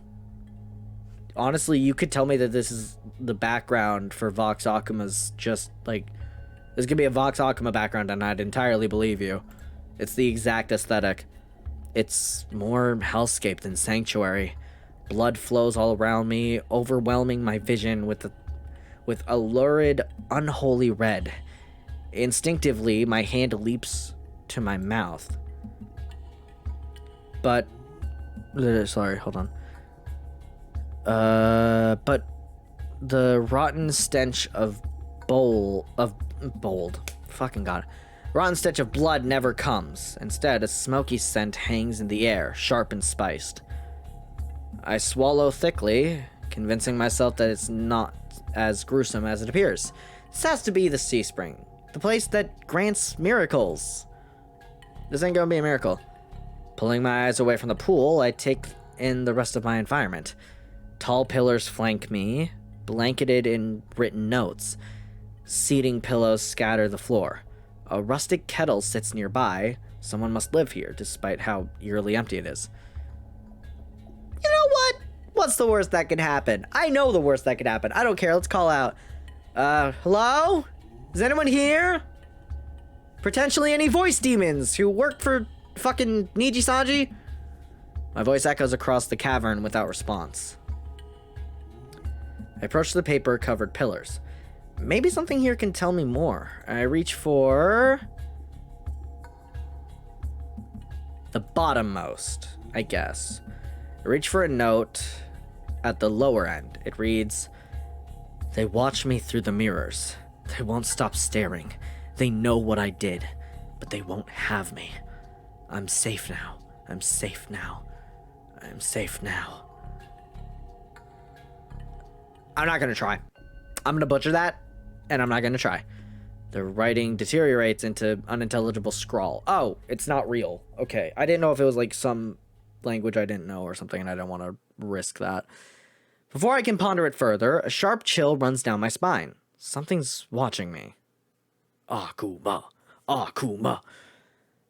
I quickly set the note back, my eyes darting around the wooden deck, but it's still empty, vacant.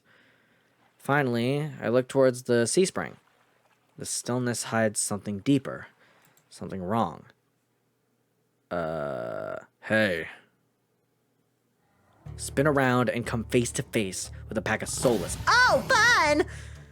They chitter and growl, tendrils and spikes flaring threateningly, all different sizes and species, but sharing one identical trait, glowing crimson eyes. I try to back away, but my heel teeters over the sea spring. I'm cornered. Watch your step. It's deeper than it looks.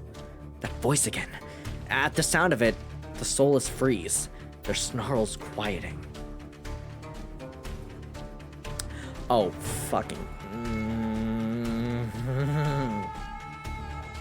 I search for the voice's source and find it above me, lounging in the rafters. God damn it, man! One guy! We just have one guy who isn't fucking hot! Please! I'm on my hands and knees begging! Just one not attractive man! Please! You look lost, little sparrow. Fucking good fucking golly. His gaze is a violent crimson, one that sears through me, leaves me feeling raw and raw is a fucking wild phrasing, kid. They're the same eyes I've seen over and over. First with the scarred woman, now with the soulless circling me, all bound by the sea spring's blood red. In the shroud of darkness behind him, shapes like massive tentacles twist and coil around the wooden beams. Oh, do they? Do they do that? Is that something they be doing? Good to know! Glad we have this world building. Let me see. God!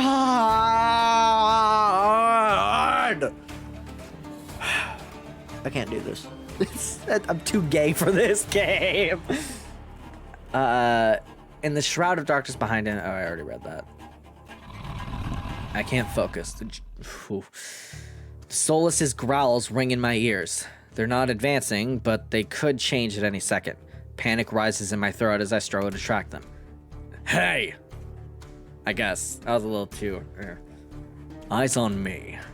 My stomach rolls as I tear my eyes away from the Soulless. Don't ignore someone who's talking to you. It's not polite. For a moment, anger knocks my fear aside. Who is this bastard? Fuck you! Yeah, that's my option, I think. Look right into his unnerving eyes, holding his gaze defiantly. Fuck you! Is that better? A crooked grin cracks across his face. We'll work on it.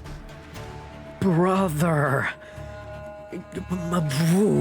My spirit is wavering, my brother in Christ! God! I scan the soulless again. They really aren't attacking, posturing more than anything else, almost as if they're waiting for commands. Did you tame them? His name is Bastard! Power of the Sea Spring. They're hungry, so they might bite. You could give me a reason to stop them.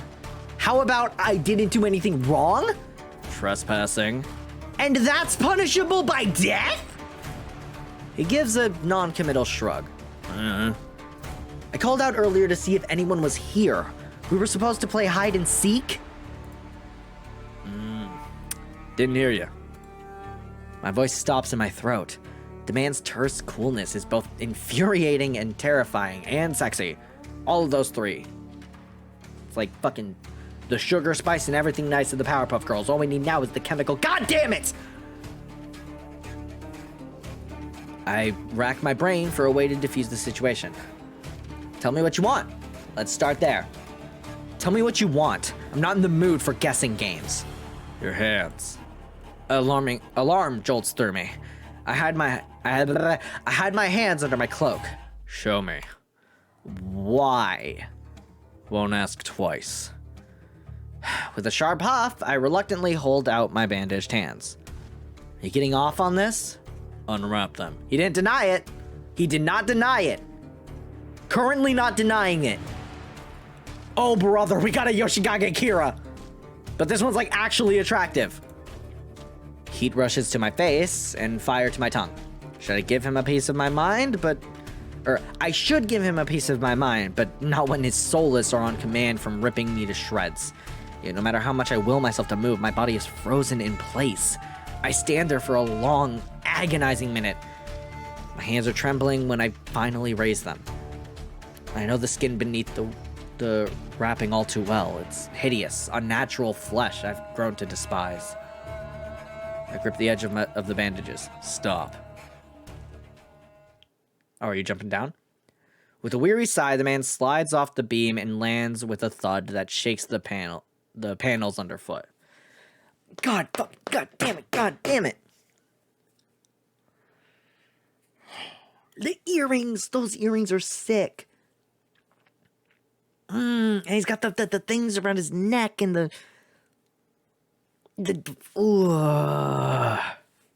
I'm not gonna survive this game. He's a monster with an imposing figure that towers over me. I couldn't tell how tall he was before, but he's big. Illuminated by the lantern light, his features are stronger, sharper. Subtle clinks of metal accompany each of his footsteps. The closer he gets to me, the faster my heart hitches. I almost said bitches because I thought it was a bee. What does he want? Is he gonna kill me? I step backwards and find nothing to set my foot on. I'd forgot my back was to the sea spring. I fall right before a warm hand catches my lower back. Oh, they didn't have a fucking CG for that? Okay, that's fair, I guess. I'm hovering above the sea spring, the scent of smoke and leather enveloping me. Blazing crimson eyes bore into mine. Told you to watch your step. I'm too stunned to muster a response. I'm also too bisexual to respond. Like I weigh nothing. He guides me back to solid ground and steps back. Following a subtle gesture from his fingers, the soulless around us disperse and relax. The shift in their demeanor is so abrupt it gives me whiplash. The enormous tentacles are no longer in the rafters, though now I doubt I ever saw them at all. Either way, I exhale a breath of relief. Thanks. As focused on me as he was before, the monster pays no attention to me now. He kicks some seating pillows out of the walkway, checks the contacts of the kettle with a scowl. The sudden disregard is almost insulting. So, that's it? I'm not a threat anymore? Never were one. Then why'd you threaten me? People get honest when they're afraid. In other words, he was messing with me. Drag my hand over my face, exhausted by the fact that this is the second time a monster has provoked me today. Provoked is a very kind word here. Your eyes, aren't you? Depends who's asking. One of your friends told me this was your territory. She also said you were a gang leader, but there's no one else here. I thought there'd be more people. Eyes picks up the kettle and walks to the edge of the sea spring, then dumps out the contents into the endless red. Gang took a walk. His pleasant smile stretches across his face, ear to ear. Then, in an instant, it drops. I get the sense that I shouldn't ask about his gang again. Something must have happened. I've learned to recognize a real leader when I see one. Eyes, regrettably, fits the type perfectly. He knows how to scare people and expects submission. Ooh. But it's uncommon for someone who's so used to being in power to be so alone. What do you need the sea spring's power for? Depends. Can it cure a curse? Probably. You mean you don't know? Nope. He shakes out the empty kettle and starts collecting stray cups, tidying up. My frustration builds. I narrow my eyes at him and in a questioning glare. When he notices, he returns with an amused smirk. Are you being irritating on purpose? Listen, Sparrow. The sea spring can cure anything. Nothing's stopping you from trying it yourself. What do I have to do? Drink. I have to drink from the sea spring. My eyes glide to the blood-like pool beside us. The idea of ingesting the strange liquid makes my gut churn. Is there a price? Always. Eyes taps his temple with his finger. You lose a little bit. That's it? Might have already beat it to the punch. My humor earns me an amused, fanged grin. This is a little difficult. When you drink from the sea spring, you forget who you are. Your mind combines with everyone who ever drank it before. Humans, monsters, soulless. One big happy family in your head. My blood runs cold. I've heard of these before. Group minds. You mean hive minds? I thought they were just rumors. I've heard whispers of cults performing rituals to bind their members' minds together. Never seemed possible. But something tells me this is real. Even if one thing doesn't add up. Your eyes are red too, but you obviously haven't forgotten who you are. Before I can finish my sentence, Eyes strides past me towards the entrance. Time's up. Let's finish this later. Wait, already? You barely told me anything! Came on a bad day. I've got somewhere to be. But there are still so many questions burning on the tip of my tongue. But my frustration spills out before any of them. I was told to come here for help, but instead I get threatened and kicked out? You're joking, right? Watch your tone. I'm nice, but you don't want to ruin the host's mood. My skin prickles. Goddamn. This feeling of being watched washes over me. My eyes dart back over the sea spring. A lone ripple dances on the quiet surface. I take Eyes' advice and clamp my mouth shut. Shut the fuck up. Eyes approaches a nearby soulless, a lanky dog-like one with 6 legs and a crown of tendrils. Several sets of crimson eyes adorn its sides. Its forked tail wags rapidly when Eyes squats beside it. He runs his fingers through the tendrils, snatches its chin, and pats its head. Wait. A thought has occurred.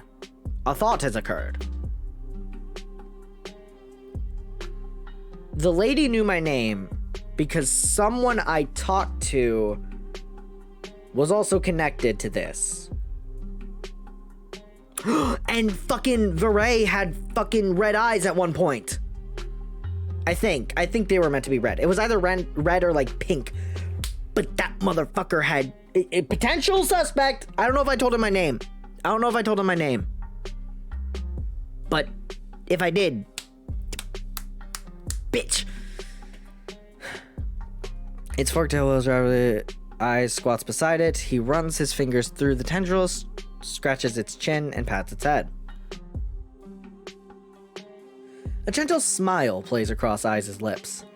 The affection he holds for the soulless is painfully clear. I dip my eyes away, my stomach fluttering at the tender sight. It's too cute.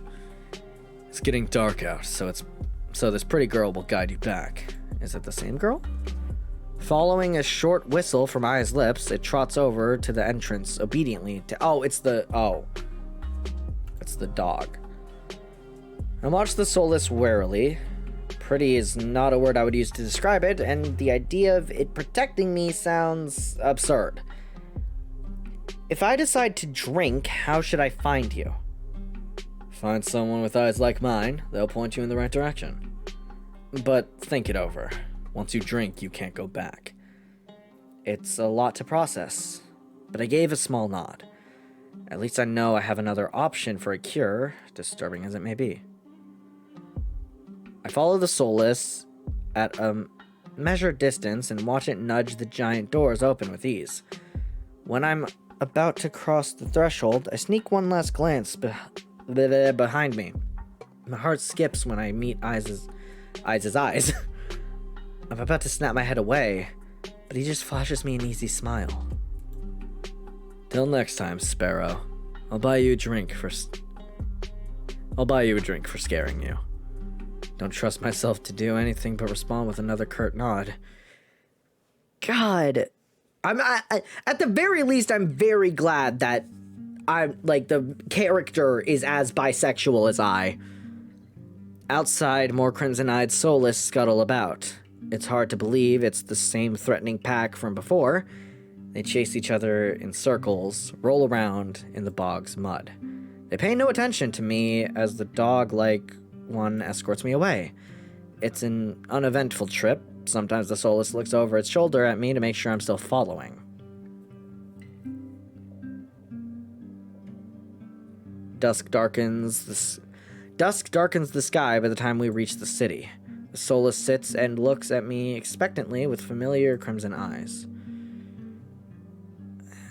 I'm gonna give it a pat. It did me. I can at least do this. As nervous as I am, I carefully guide my fingers through the soulless tendrils and scratch beneath its chin, just like Eyes did. It pushes into my palm in response, rumbling with a sound akin to a purr. The vibrations are soothing, almost healing my fatigue. When it's satisfied, the soulless spins around and scampers back in the direction we came, vanishing into the darkness.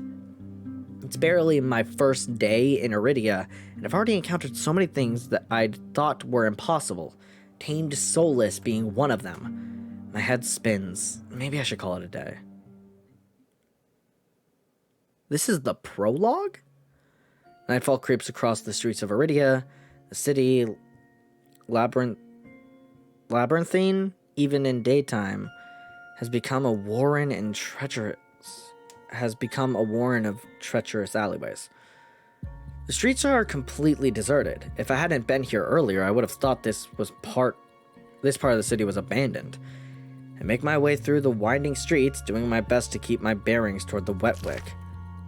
My steps slow when I hear rustling in the dark. I strain my ears, but everything is still. Is the silence playing tricks on me? I feel like I might die if I just go like, eh! The fine hairs on the back of my neck prickle, a frisson of discomfort running down my spine. Something is wrong. My eyes dart from one side of the street to the other, searching for movement, but the shadows are as deep and dark as pools of ink. I see nothing. I can't stay here. I need to reach a busier part of the city. Drawing my cloak tighter around my body, I hurry on my way. Though I keep my eyes sharp and listen intently, there's only the sound of my own footsteps. As the moments pass and nothing happens, I begin to wonder. Maybe I really did imagine the noise. I turn the next corner and my thoughts come screaming to a halt. My head spins, the world blurring as adrenaline rushes through my veins. Only one thing is clear amidst the haze. Ow! The soulless that attacked the caravan. It's crouched over a dark, indistinct shape. A body. A garland of intensities spills from pallid flesh. Blood grouts the cobblestone. For mercy, the soulless is too distracted by its meal to have noticed me. My feet feel as heavy as stones, but I can't just stand here. Holding my breath, I take my step backwards.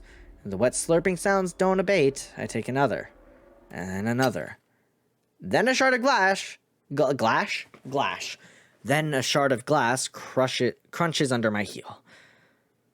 The world seems to slow to a crawl as the Soulless raises its head, blood dripping from its tendrils. Every single one of its blood... Glass? Shut up. Every single one of its bulging eyes fix unblinkingly on me. It's really here. It's come back for me. I wonder what my option is. Run! I'm off like a shot, running for my life through the darkened streets.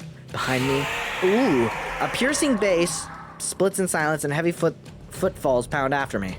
My heart thunders in my chest. I take turns at random trying to lose it in the maze of streets, but I can't seem to shake it. I can hear its breathing now, a wet, fluttering rasp growing closer and closer. The same claws that severed my arms swipe out. I duck, saved by pure reflex, and skid around the corner.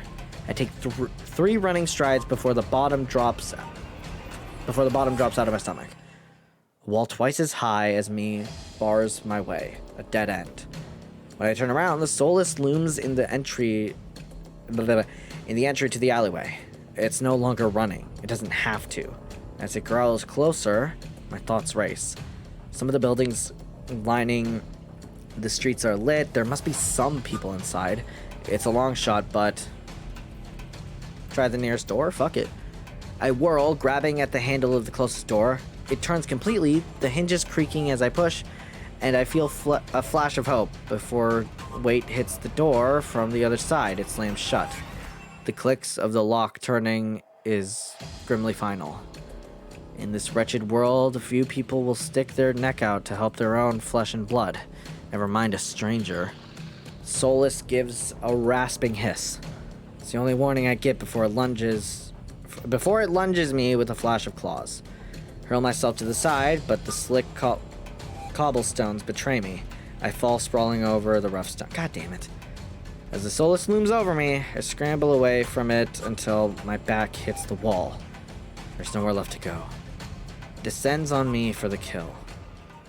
Do I die? But the impact never comes. Who the fuck are ye?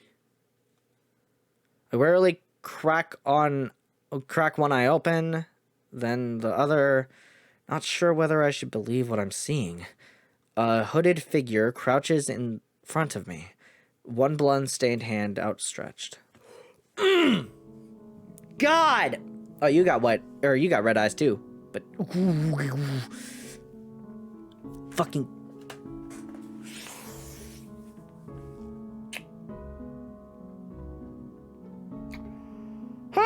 My bisexual ass can't handle this!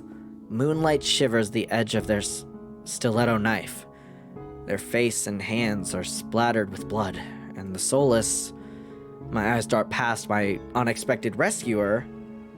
Bro, short-circuiting. That has been this entire stream so far. I'm gonna be entirely real. I did not recognize your fucking username, Ruby. I'm gonna be real. I just processed.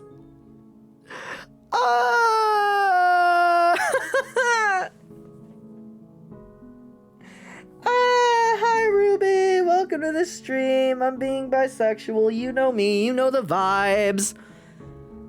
My eyes dart past my unexpected rescuer to the misshapen form behind them. The Soulless's many eyes, once restless and vibrant, now look dull and waxy. A red pool spreads slowly from under its body. Numb with shock, I can't help but stare. It's dead. After all the people it's killed, after nearly killing me twice. I can hardly believe it. Well... I'll just do like a very like breathy voice is what I'm feeling for this guy. Well, I gingerly take the offered hand. Stranger's gaze dips to my bandages. Pale lips part on the brink of a question, then close again. With the strength bellying their slight frame, they pull me to my feet. God, please, please. God, I just want one of these guys to not be attractive. I've met 5 people.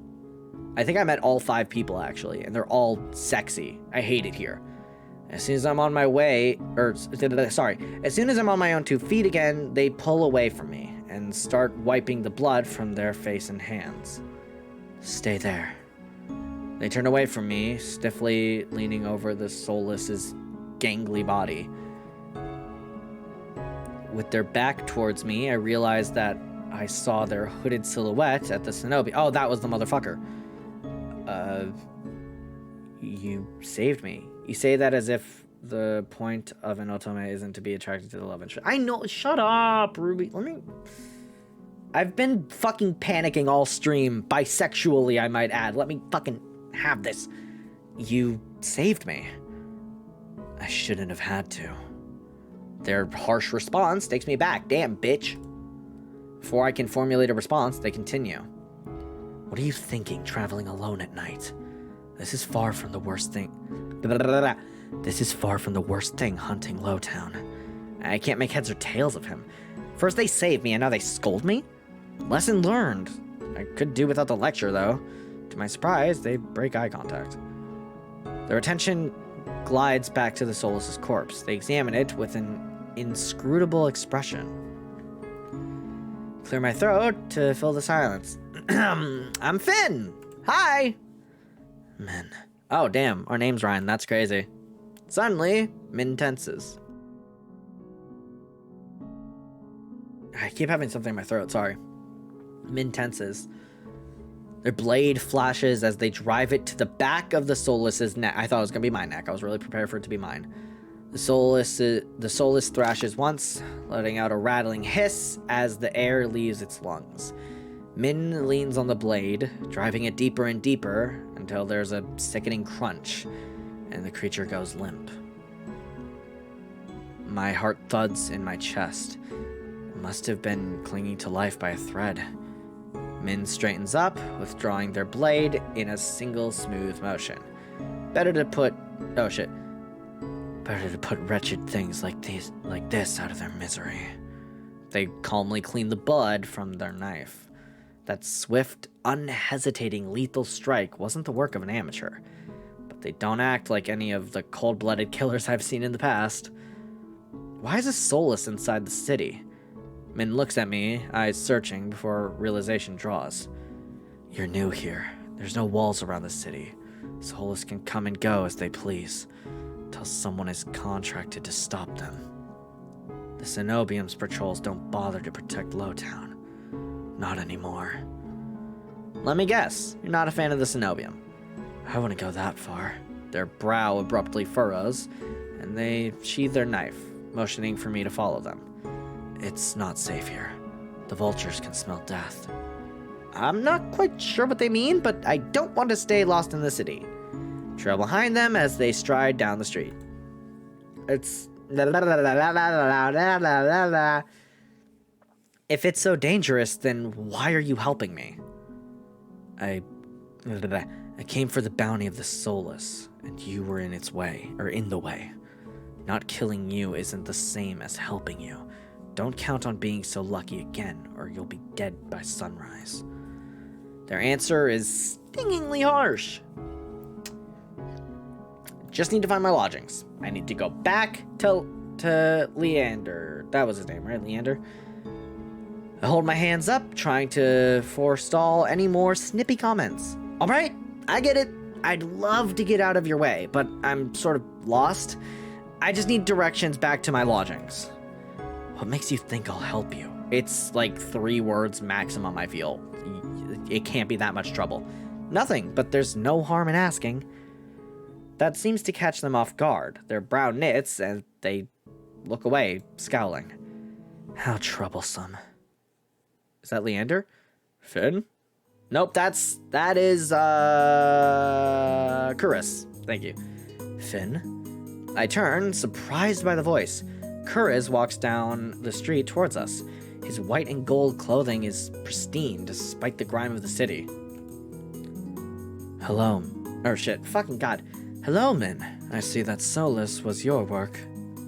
Min shrugs. There's a familiarity to the way they regard each other. You know them, Kuriz? I just said that? Min is a freelancer who has done a few errands for me. They are quite reliable. Unreliable freelancers don't eat. There's something Kuriz isn't saying here. Finn needs to get back to wherever he's staying before he wanders into the jaws of another Solus. It is late. Were you able to find a place to stay, Finn? I'm staying at the Wetwick. Both their faces fall. I see. Would you like a guide? It might be preferable to wandering around about alleyways. That would be nice. Thank you, Kuriz. Min clicks their tongue and sighs, sounding mightily put out. Going to the... Hold on. Amaryllis. Going to the Amaryllis district. That gaudy cesspit. Come, this way. Despite Min's clear disdain, when Kuriz leads me down the street, they keep pace with us. Catching my curious glance, Min's eyes narrow. It's not safe this late. I don't care about you, but Kuriz is the only doctor worth a damn in this place. Are you like this with everyone? The deadpan look Min gives me is answer enough. I catch Kuriz hiding a slight smile. I suppress a sigh and resign myself to having a grumpy shadow all the way back to Westwick. Awesome. Yippee. Okay, I know I said I might do... I know I said before I was going to do 3 runs of this, but this is getting longer than I thought it would be for a demo. So I might just have this for other streams. Who knows? The route Kuriz takes is completely different from my slow meandering earlier in the morning. In no time at all, he cuts through darkened streets and twisting alleys. Hey!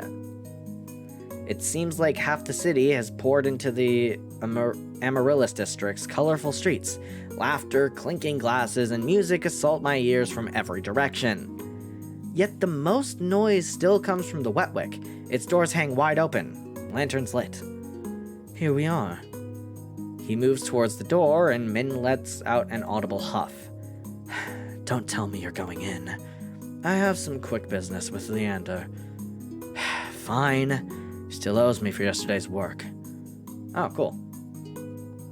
They drag their feet, reluctantly trailing me into the tavern. Sorry guys, I didn't mean to...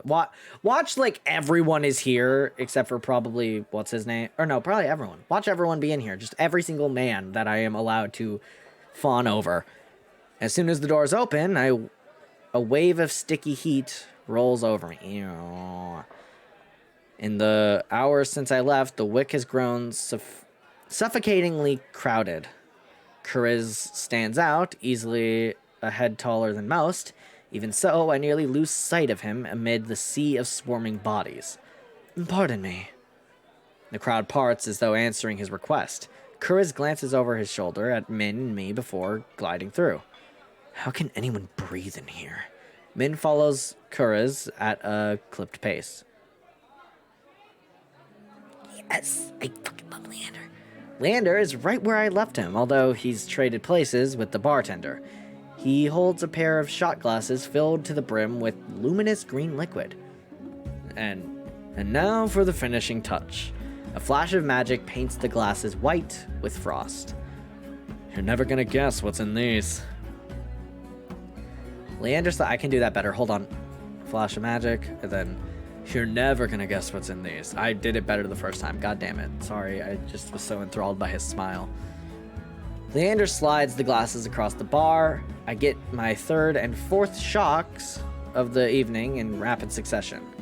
Oh my god, everyone is here. God fucking damn it, all the fucking pretty men in the town are here. Eyes leans against the bar, an elbow propped up on the counter. He catches the glass and lifts one to the light before turning it upside down. The contents, magically congealed, stay firmly in place. You're supposed to make drinks, pretty boy. Don't tell me you're wasted already. Fucking Veray. I knew Veray would be here. God. I didn't even read the line. Hold on. Veray, perched on the bar's counter beside Eyes, takes a single look at the shot glass and shakes his head. What have we here? A bucket full of boogers? Leander's nose treasure? You've eaten worse. Veray's lips twitch and his ears flatten when Eyes often offers him a glass. Turns his cheek with a sniff, and Eyes just snickers. Coward. Don't tell me you're actually... In one fluid motion, Eyes throws back his head and downs the shot. Drinking that... Dark look crosses Eyes' face. It's chewy. Chewy. Wait, let me try again. Behind me, Min grumbles.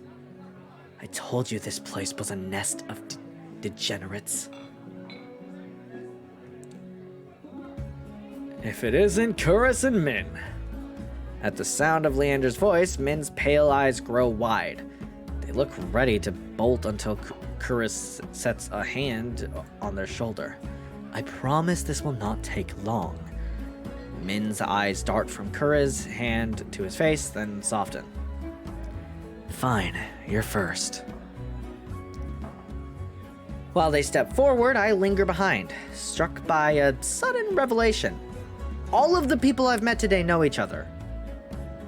Good evening, Leander. Eyes. Another drinking competition, I presume?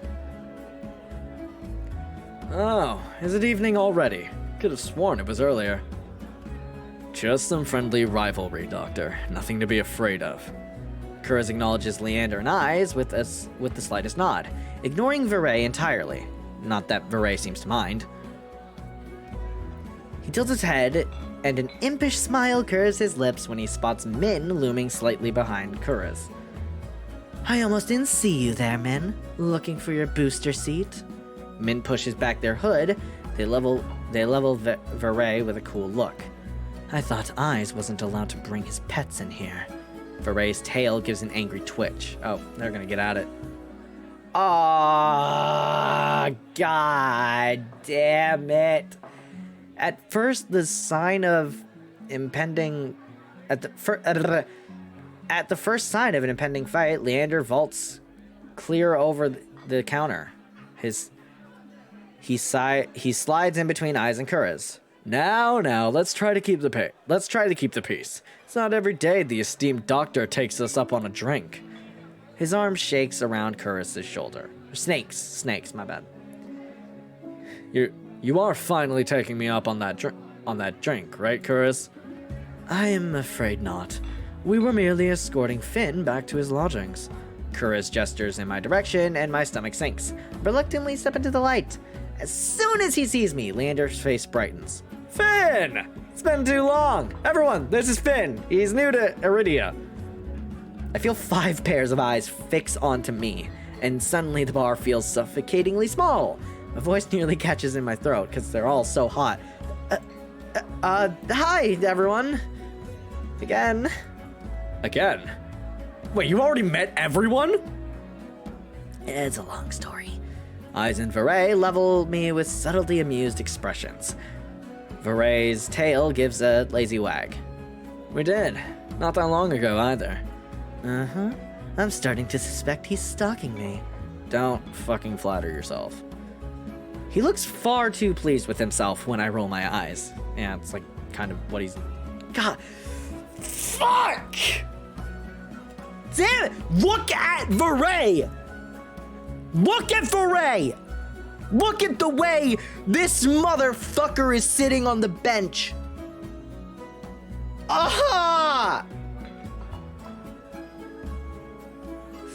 Oh, you gotta be fucking kidding me, bro. Alright.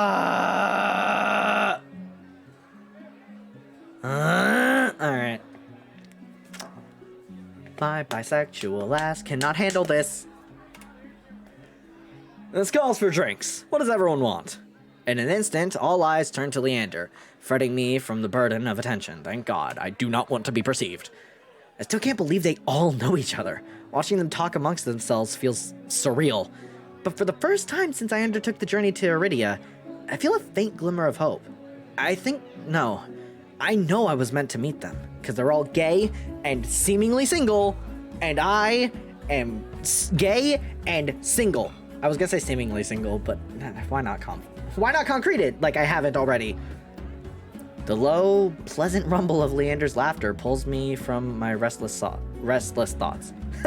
Well, color me surprise. You make friends fast, Finn. You're not wrong, but I wouldn't go that far. We're more like... Okay, so I'm acquaintances with Min. This is the most recent one I met. I'm slightly more friendly acquaintances with Curris. You're the only one I would really call a friend in this situation. I'm afraid of eyes, but like in a sexy way, and I both hate and want to fuck Varay. So take all of that as you will. That's that was lost in translation. They couldn't type everything what I said, so I just add I just said what it was actually in the script, according to me and me alone. A wise man once said that acquaintances are merely friends you haven't shared a drink with yet. God, I fucking love him! A wise man? You said that. Here, last week. You can hear Min's lips curl with distaste from across the bar. Leander clears his throat and continues. I didn't even... Let's toast to Finn's health. Care to join me, Doctor? Curris politely declines with a wave of his hand. How about you, Mint? No. Just no. Are you... No. A resounding pop pierces the din of the bar. We all turn in the direction of the noise. Varay looks almost bashful as he accepts an overflowing flute from the bartender, poured from a bottle so old its label has been worn blank.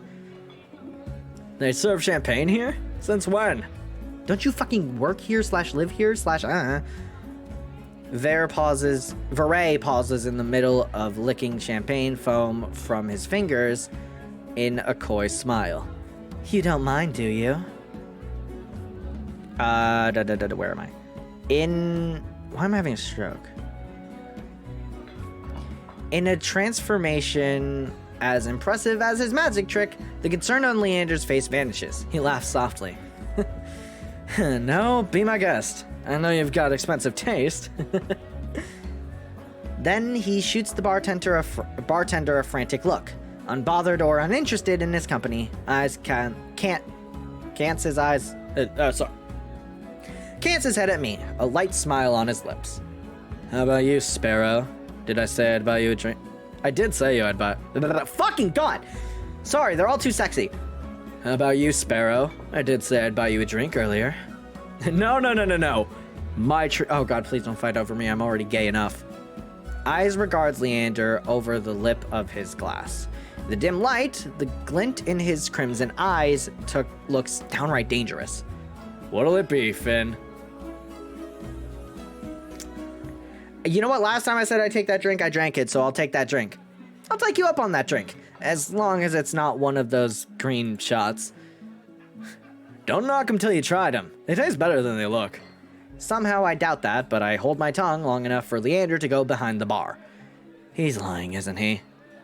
When I glance at eyes, he only shrugs. Like I said, they were chewy. Probably poison, too.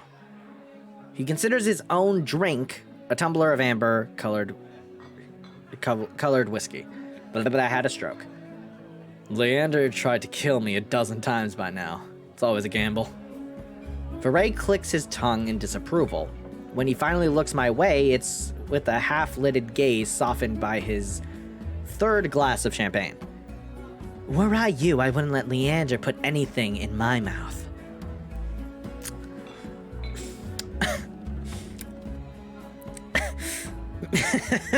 Whoa! Whoa! Goddamn! He fans his fingers over his chest, voice dripping with fake reverence. The Wetwick is one of the finest drinking establishments in all of Iridia. While you're here, you may as well partake in a signature watered-down drinks and stale nut leather. So, Fucking... I mean, yeah, probably. Okay. He sweeps his head towards a chipped ceramic bowl filled with spindly, speckled jerky that I can only assume is nut leather. Oh, thank God. Oh, I thought it meant like the other kind. Never mind. We're just gonna move on. What is with the food in this city? As abysmal as you make it sound, this place is completely packed. It's not all bad. Depending on the day, the food's edible. Eyes takes a measured sip of his drink. Gotta stick around for the real attractions, though. Before I can ask what he means, Leander returns with a tumbler that he sets in front of me. Uneven chuckles of ice bob... Chunks! God! Not chuckles! God damn it! Uneven chunks of ice bob in the pool of reddish purple alcohol. I sniffed the drink suspiciously to my relief. This time all I smell is the sharp, clean scent of a gin with an undercurrent of fermented fruit. Oh, so like an actual drink. Relax, it's just the local specialty, plum gin. Although, if you're feeling more adventurous... I shake my head. Leander wraps his knuckles against the bar until the group falls silent. All right, everyone, let's toast. May Finn's stay in Iridia be full of bright adventures and discoveries. Cheers! Leander, Eyes, and Viray take their glasses in unison. Min only crosses their arms, and Kuriz watches with polite indifference. I tip back my drink. The plum gin is eye-wateringly strong. Despite a sharp medicinal edge, it goes down smooth.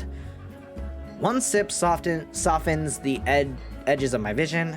The next fades the din of the crowded bar into a low, persistent murmur. I find myself unwinding for what feels like the first time in years. Gay people, gay people. Aren't you the popular one, Finn? I'm guessing you met Kuriz first. It would be more accurate to say that I found him. He saved my life. I merely performed my duty as a doctor. Although, I must admit that I was confused when I woke up missing all my clothes. Leander makes a choked noise. Somewhere behind him, Min sighs. It's not what you think! Finn was in grave condition.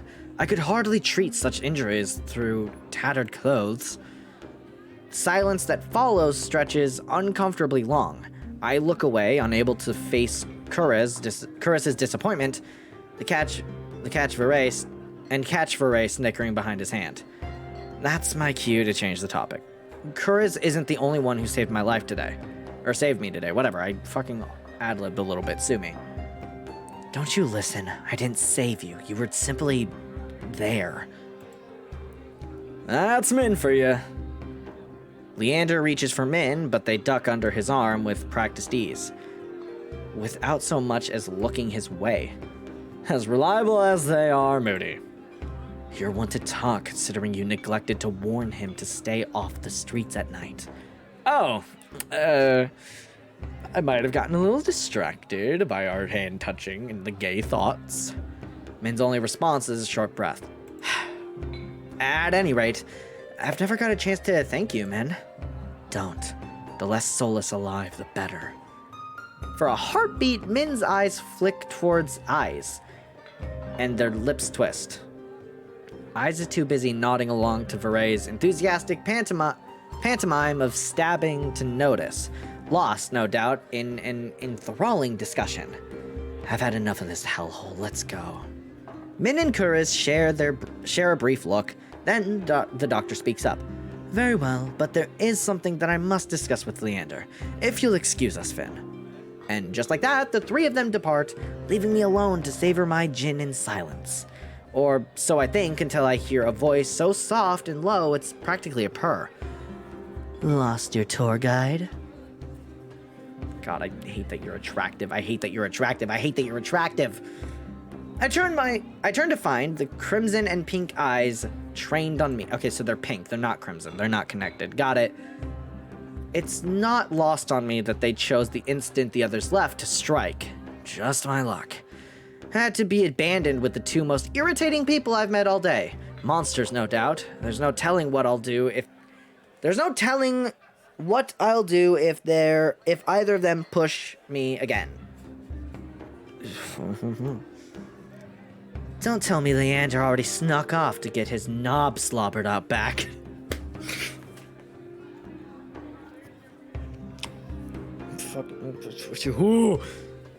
He's got business with Curris and Min. 2-on-1 business, huh? Isn't he lucky? Can't tell if it's the champagne or the company, but Viray has grown noticeably more relaxed. He sits with his chin propped on the back of his head. His ears twitch whenever a hiccup shakes his shoulders. Why are you so far away? Come, join us. He pats the empty bar stool beside Eyes, but I hesitate. The smile Viray wears is sweet and distinctly sly, and with drinks in the mix, I dread how he and Eyes will mess with me next. We don't bite. I'm not sure about that. Just hours ago, he tried to rob me, and you threatened me. Me? Steal? Surely you must be mistaken.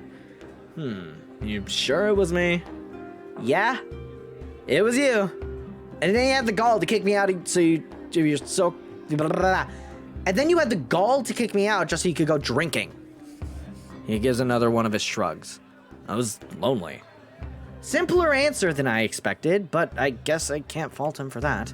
Viray suddenly slumps forward, gossamer sleeves pooling where he rests his elbows on his knees.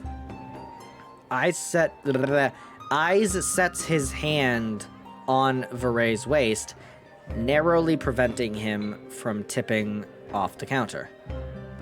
How about we start fresh, Begin with proper introductions, get off on the right foot and whatnot.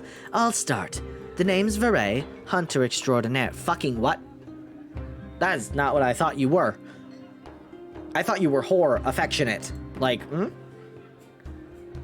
Viray's right hand, or no. Fuck it. Viray's right hand flutters to his chest, and he bows his head, flinching when hair falls into his eyes.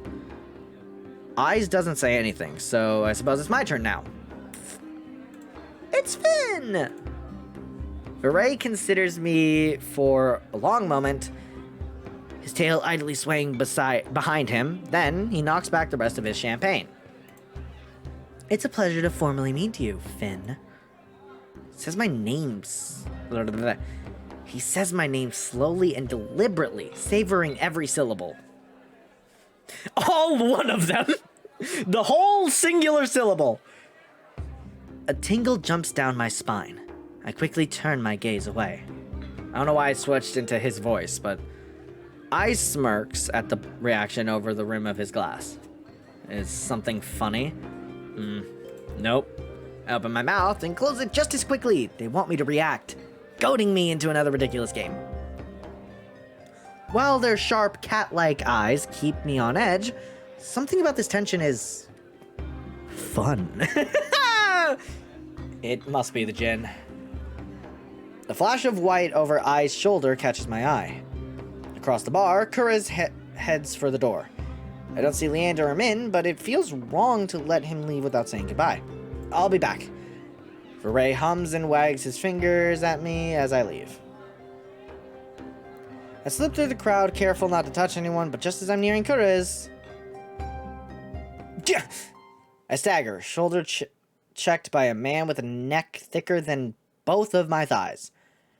He stares down at me, nostrils flaring. Out of my way, shit stain. My words spill out on their own. You watch it! I regret them as soon as they leave my mouth. This fucking gin! The roughneck wheels around, shoving a bloodhound out of the way so he can close in on me. What did you say? He shoves me backwards, sending me stumbling to the sticky floor. Ew.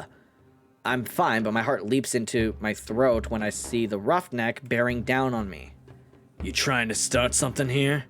The roughneck freezes. His fist cocked back. A group of bloodhounds called by the commotion. Oh, that's a different guy. Oops. Sizing him up. For what feels like an agonizingly long moment, the roughneck looks from me to the bloodhounds. Finally, he sniffs and spits on the floor next to me. The lob narrowly misses my cheek. Screw it. Too many freaks in this circus tonight. He turns his back on me and comes face to face with Eyes. A dangerous smile spreads across his face. You'll do. What happens next is a blur. Eyes' fist crashes into the roughneck's jaw, causing an eruption of gasps, shouts, and even cheers around us. I scramble to my feet right as the frantic crowd swarms around me, cutting off my sight of everything and everyone. Through the ruckus, I hear Leander shouting, Hey, Ice, take it outside! Ignore them, everyone. Look, drinks on me! With those 4 words, the wick erupts with hoots and hollers. The ring around me disperses as bloodhounds and onlookers rush towards the bar. Through the thinning crowd, I catch a glimpse of familiar faces. Eyes vanishes out the back, dragging the roughneck behind him. Kuriz lingers near the door, searching, I suspect, for any wounded before he departs. Min draws their hood up tight as they slip out the side of the door, while Varay leans over the counter to swipe a glass of wine from behind the bar. And Leander, seated at the opposite end of the bar, gestures dramatically and apologetically at the bartender. In the space of a heartbeat, I realize that there's no telling when or if I'll see any of them ever again. Whoever I pursue may be the last person I get to speak to tonight. I'll follow. Fuck you. Fuck you, fuck you, fuck you, fuck you, fuck you. That feels like the only important save we've done. See, part of me wants to say Leander just because I've liked him the most so far, but also the other part of me wants to say Ver for other reasons. I'm gonna say Varay. I can go back at any point. Of all the people I've met, only one left me with more questions than answers. Varay knows more than he's letting on, I'm certain of it. And if he's feeling as playful as he was earlier, I might be able to get information out of him. Still, lingering doubt looms heavy over my decision. Can I really trust someone who lies so readily? Returning to the bar is slow work with the heavy crowd vying over drinks. When I find Varay, he's leaning against the counter with his elbows propped on the edge and a wine glass raised to his lips. Not for the first time I catch myself staring. And judging by the looks I see thrown his way, I'm not the only one. Yet there's a clear ring around Varay no one else seems bold enough to cross. One ear perks at the sound of my approach, but Varay doesn't so much as look my way even when I slide onto the seat beside him. Didn't think he planned on sticking around. A free drink's a free drink, even if it tastes like rat piss. Didn't you say you wouldn't be caught dead slumming in this shithole? Varay takes a delicate sip from his glass, but his tail thrashes below the bar. You've caught me red-handed.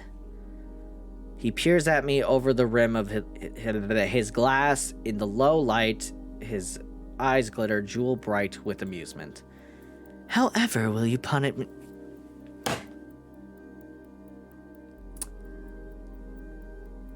Bro. I fucking knew what I was getting into when I fucking picked Varay, but... God! I figured my company's punishment enough for you. Varay's lips twitch and he smiles despite himself. So, you survived the night. Are you here for praise, or will a head pat do? Next question. I feel a muscle in my jaw flex at the cruel twist of his smile. His arrogance has made a full recovery, meaning only one thing. Varay has sobered up. So much for my plan. About that, turns out you were right. I did run into trouble. Now I can't decide if you're an oracle, an actual threat, or just completely full of shit. Varay scoffs. Most men would buy me a drink before insulting me. After the way you jerked me around, if anyone's owed a drink, it's me. Varay falls so uncharacteristically quiet that for a moment I fear that I've actually crossed the line. Then he props his chin on his wrist. I don't think you understand how things work here. Information is a luxury. One you flung carelessly aside. I'm not following. If you valued my words, you'd have taken them seriously. I gave you free advice, warned you of the danger you were in, and still, you were prancing off to the sea spring. Small wonder the Soulless didn't tear you to ribbons. My first impulse is to argue. That's relatable. But what he said doesn't sit well with me. How does he know what happened to me? What Soulless? Well, I'm certain I wasn't being tailed when I went to it's the sea spring, yeah. There's still a chance he saw my run in with the Soulless.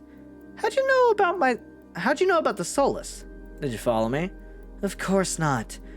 Then how did you know? I have a very sensitive nose, remember? Right, how could I forget? Do you normally greet people by shoving your nose into their laps like an overeager Labrador? For a heartbeat, Vera's eyes grow wide and flat. Then, he laughs under his breath. Only the ones I like.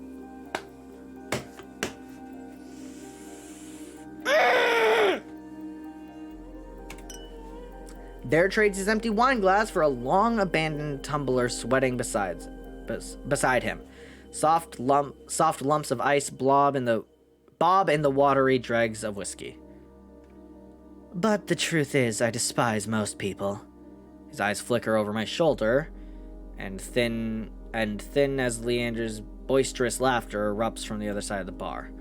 What about me? What about me? Now that we've started off on the right foot. He turns, angling so he can look me over. His gaze is agonizingly slow as it glides over me. Finally, his lips quirk. Haven't made up my mind about you yet. It's a start, or so I think, until his eyes slide away and he turns back towards the bar. It's not Varay's attitude that bothers me. No, I expected that from him. It's the fact that I've got no idea how I'm supposed to hold a conversation, much less get answers, when he's being so testy, and his foul mood is infectious. Did I do something to piss you off? He lets out a short breath. No. Another lie. I'm close enough to catch the subtle bristling of his tail. I'm just disappointed. All right, Dad. People like us can't help but attract danger. Yet you seek it out, and for what? Cheap thrills? I wasn't trying to get eaten by a Soulless. There's something I'm looking for. And you think Min can help you? Leander? Are you really willing to risk your life with those dipshits? What life? You've got no idea what I've gone through, or forget it. Or that was me. Forget it. I started to rise, but Varay touches my shoulder. It's a little more than a brush, but enough to give me a pause. His eyes search mine. Softer somehow than before. They couldn't even begin to understand you. But I could. I could help you if only you'd listen. How do I know I can trust you? You don't. But I'm slightly less inclined to waste your time with empty flattery or insults than those two. Damn, you do got a point, though. Is what you desire really worth risking your life for? If you knew the kind of life I lived, you wouldn't be asking. Ver considers the Varay. God, I keep thinking Ver and Varay, but Varay feels like more correct with the spelling here. But I'll say, I don't know. I'll just say fuck it. That's what I'll say. Fuck it. His name is whatever I say in the first moment. All right. Ver considers the condensation sweating from his glass for a long moment before speaking again. Will you trust me? Yes. Yes. I nod, and he rewards me with a small smile. Good. Varay raises the tumbler to me and snaps back the dregs. Once he's finished, he wipes his mouth on the back of his hand. Let's talk. Outside. Bro, how long is this gonna be? Shit. If I have to smell Leander's skunky aftershave for much longer, I'll hurl. With that, he slips away from the bar, leaving me to follow the path of his long trailing tail through the crowd. Is this going in like a... Never mind. It's so cold outside, the breeze cuts clean through my bandages, freezing my fingers. But if the chill bothers Veray, he doesn't show it. He lopes purposefully down the street into an alley. As far from the wick, the bar's racket is a little more than an indistinct hum. This street's as dead as the Amaryllis district was crowded. Did Veray want privacy or no witnesses? You had questions. Ask. Veray's breath mists in the dark. In the cold moonlight, his shadow stretches unnaturally long over the cobblestone street. Quickly, I've got a show to attend. Heavenly Lunist, as I'm sure I've mentioned. He looks down his nose at me, effortlessly imperious, with one hand set on his hip. And for a breath, I'm reminded of the stark want that gleamed in his eyes when he touched me. Why am I having a stroke there? I just zoned out for a sec. If he weren't so pretty, I'd walk away. Damn fucking right. For real shit. But I need answers, and I can't think of a better way than starting with the people I met earlier. If Veray doesn't prove trustworthy, maybe one of them will.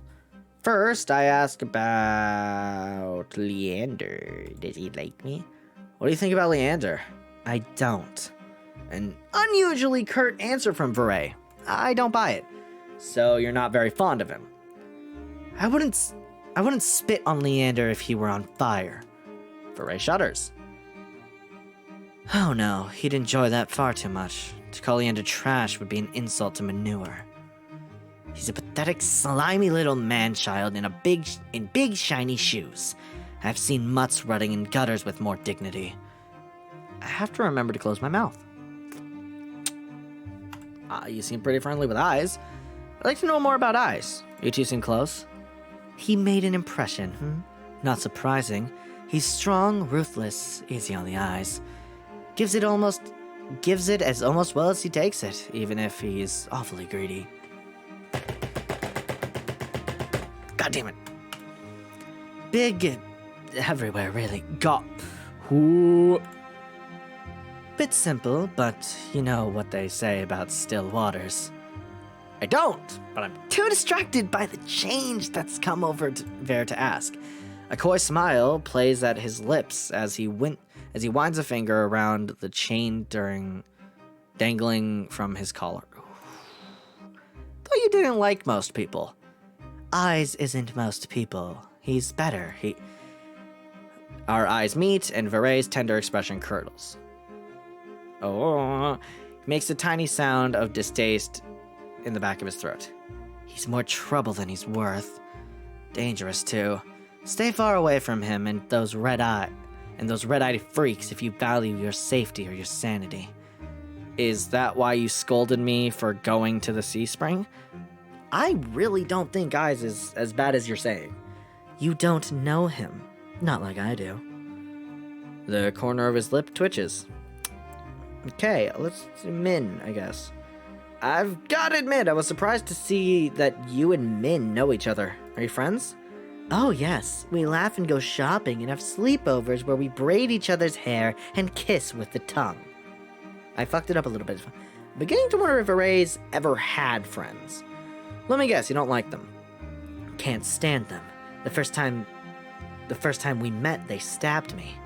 Slid cold hard steel between my ribs. Nearly nicked my heart.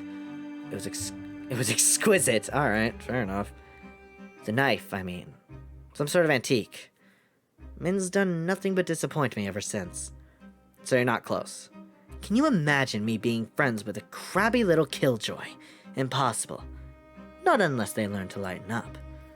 And I'm afraid not even a surgeon, as practiced as Kura's, could remove the stick wedged firmly in Min's pert ass. Before I can ask my next question, Veray gives a frustrated growl. Don't you dare ask me about another soul. I haven't got all night for idle gossip. but I wasn't finished asking. You get 2 more questions. Make them count. So much for being helpful, but I suppose that's just how information works in this exhausting city. No more time for idle chatter. I'll get straight to the point. Leander told me that the Cenobium imprisons people. Did he mean you? Leander's a moaning fool with a throbbing victim complex. He loves to see himself as a savior, but the only difference between his cronies and the Cenobium stooges are the uniforms. I'm at a loss for words. Don't know what surprises me more, the bluntness with which Vere spoke, or the venom lacing his ordinarily slickened voice. You're asking who when you should be asking why, says the asshole counting my questions. The look he throws me is infuriatingly self-satisfied. Fine. Why were you imprisoned? For the same reason they'll disappear. The same reason they'll disappear you given half the chance. I'm something special, I guess. I don't know how... that felt weird, that sentence. Ver bows his head, gathering his hair in his hands and lifting it from his shoulders to bear the plain leather collar adorning his neck. See this collar? He cranes his neck, inviting me to lean closer. Hold on, I need water.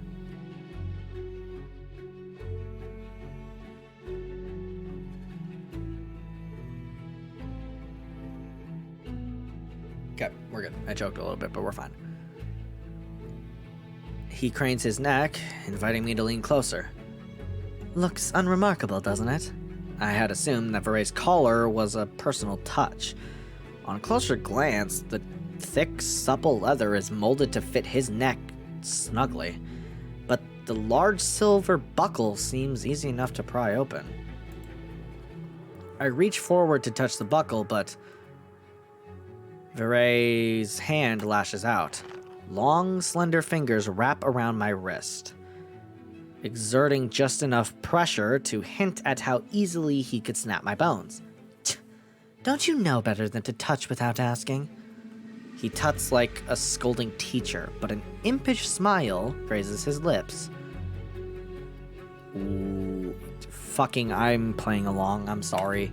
Can I please? Our eyes meet, his thin with amusement. No, you may look, but don't touch. He lets go of my arm. I smooth down my bandages, more to get a grip than anything else. Can't lose my composure again. By now, I fully expected Vere to begin walking away, but the fact that he's still here suggests that he either forgot about his warning, or he was never counting my questions to begin with. You saying that's what'll happen if the Cenobium finds out I'm different? I'll be collared? Doubtful. They keep me around because I'm the best at what I do. And what exactly do you do so well? Killing. He says it carelessly, without hesitation. As long as I wear this collar, I'm made to hunt the Cenobium's dizzying array of enemies. Monsters, soulless, noisy dissidents who grow overbold. I'm bound by their will until the day I die. That's awful. Vere murmurs in agreement. It is, isn't it? And that's all you're getting from me. I really must leave now, I'll be late. That's it? Why'd you bring me here if you weren't going to explain anything? He has the nerve to laugh. Isn't it obvious? I wanted to lure you out here alone so I could eat you. Oh! You're lying again. And you're asking far too many questions for someone hiding so much. He sneers, and reflexively I shove my hands deep in my coat. What makes you think I'm hiding anything? Oh, I don't know. Maybe it's the tough act or the way you tense up at the slightest provocation. More likely it's the bandages. Not exactly subtle, I'll be going... I'll be going, unless you're willing to share some morsels with me. There's a biting edge to his playful tone. I can't tell you anything. Wrong. You can start with what you are. I take a step backward, but... my back hits a wall as Viray follows me in lockstep. I turn only to find his left hand resisting. He fucking kabe'd on me? He did the fucking wall push thing on me? No, please. Hand resting on the wall beside my head, caging me in. Oh, they don't have a CG? You fuck. Viray reaches for me. His fingers curl around my chin and lift, forcing me to meet his lidded gaze. Would you believe me if I said that the eyes are the windows to the soul? My eyelid twitches. Cliché, I know, but let me tell you a little secret. Fair leans in until his lashes tickle my cheek, and the warm, faintly spiced scent of his hair drowns out the stench of greasy cooking fires and chimney smoke. There's nothing you can hide from me. His voice is so low, so supple I could slip into it. The betrayal, the loss of hope, the sheer desperation that drives you still to search and search to no end. I could give you something new to live for. I swallow thickly. How could he possibly know? No, this must be some kind of trick. But for once, Ver isn't smiling. All that suffering has made your soul so irresistible. His piercing eyes pin to the spot. The look on his face makes my blood run cold. I've seen it before. Traveling through the wastes, the lanterns would occasionally reveal carcasses picked clean by starving scavengers whose eyes shone in the dark with the same ravenous hunger. Viray takes a shuddering breath. You're trembling. What if you and I went somewhere quieter, alone? So this is basically saying... never mind, I'm not even going to say that. There's got to be a limit to where I'm going with this. Do I want to play along? That's the question. I feel like if he is going to kill me, this is going to make it more likely. I feel like this is kind of the safer option. I'm afraid. Hold on, let me do this so I can... I don't know why I did it like that, actually. Let's surrender and see where that goes. I'm sick of running, of hurting, of suffering. Surrendering completely is the easiest thing I've ever done.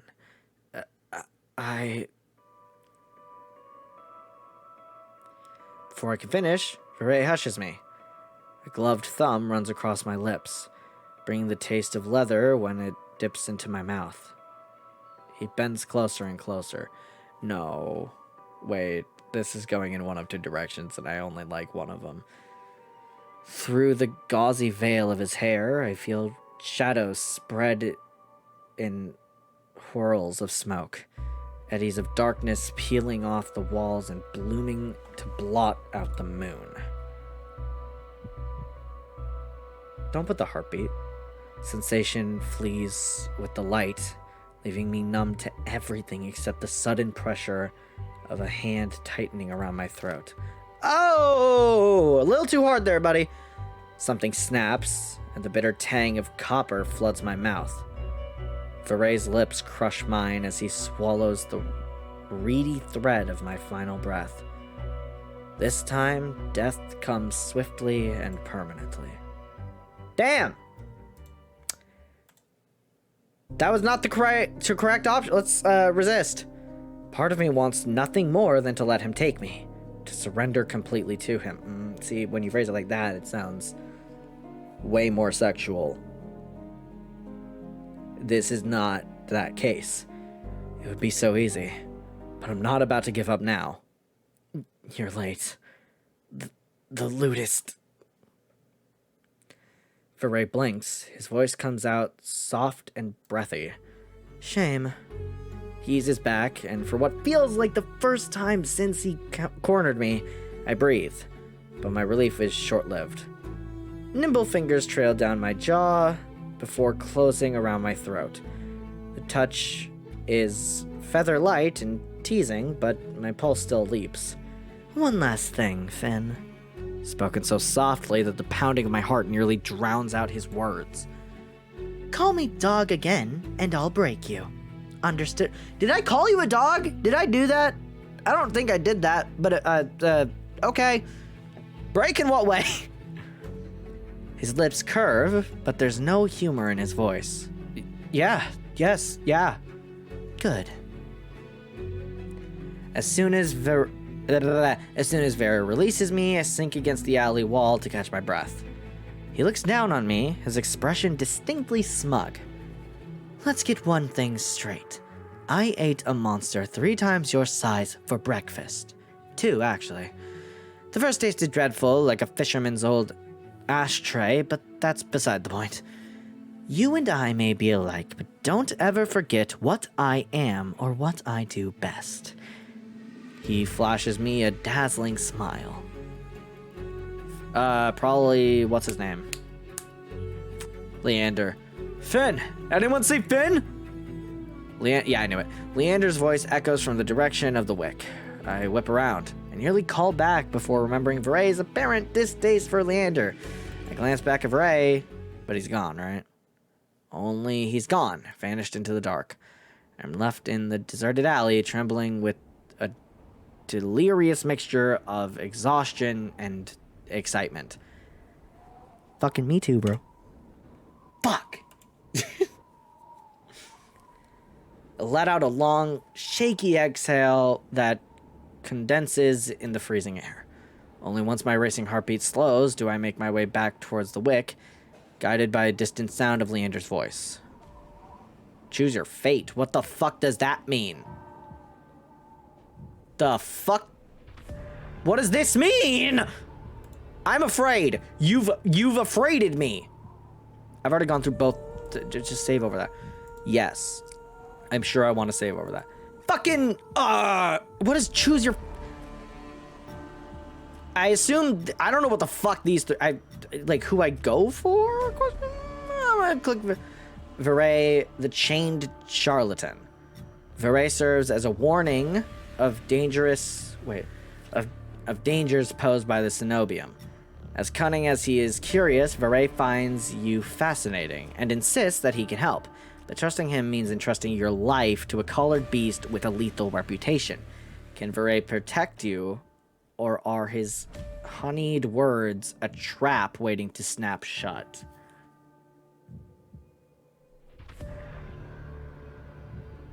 God, the music is so tense, too. Fuck it, we're gonna click it. I don't care. This is like the Veray route. Oh, that's... Alright.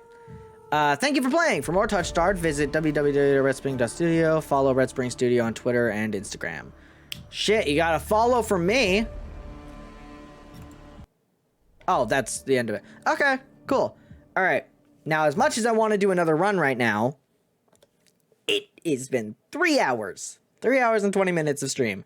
So, we're going to end it here, and we can add this to another schedule, which is cool. We get to do this more. Awesome. Love that. Please go, like, follow all the, follow the, what was it? Can I find the credits, or is that, no, I don't think I can. Damn it. Okay, regardless, please, go check them out. This looks really cool. I can't wait to see the full game. I definitely think I'm gonna buy this. Because, god damn it, man. God, why are they all so hot? Okay. Regardless. I'm gonna end stream.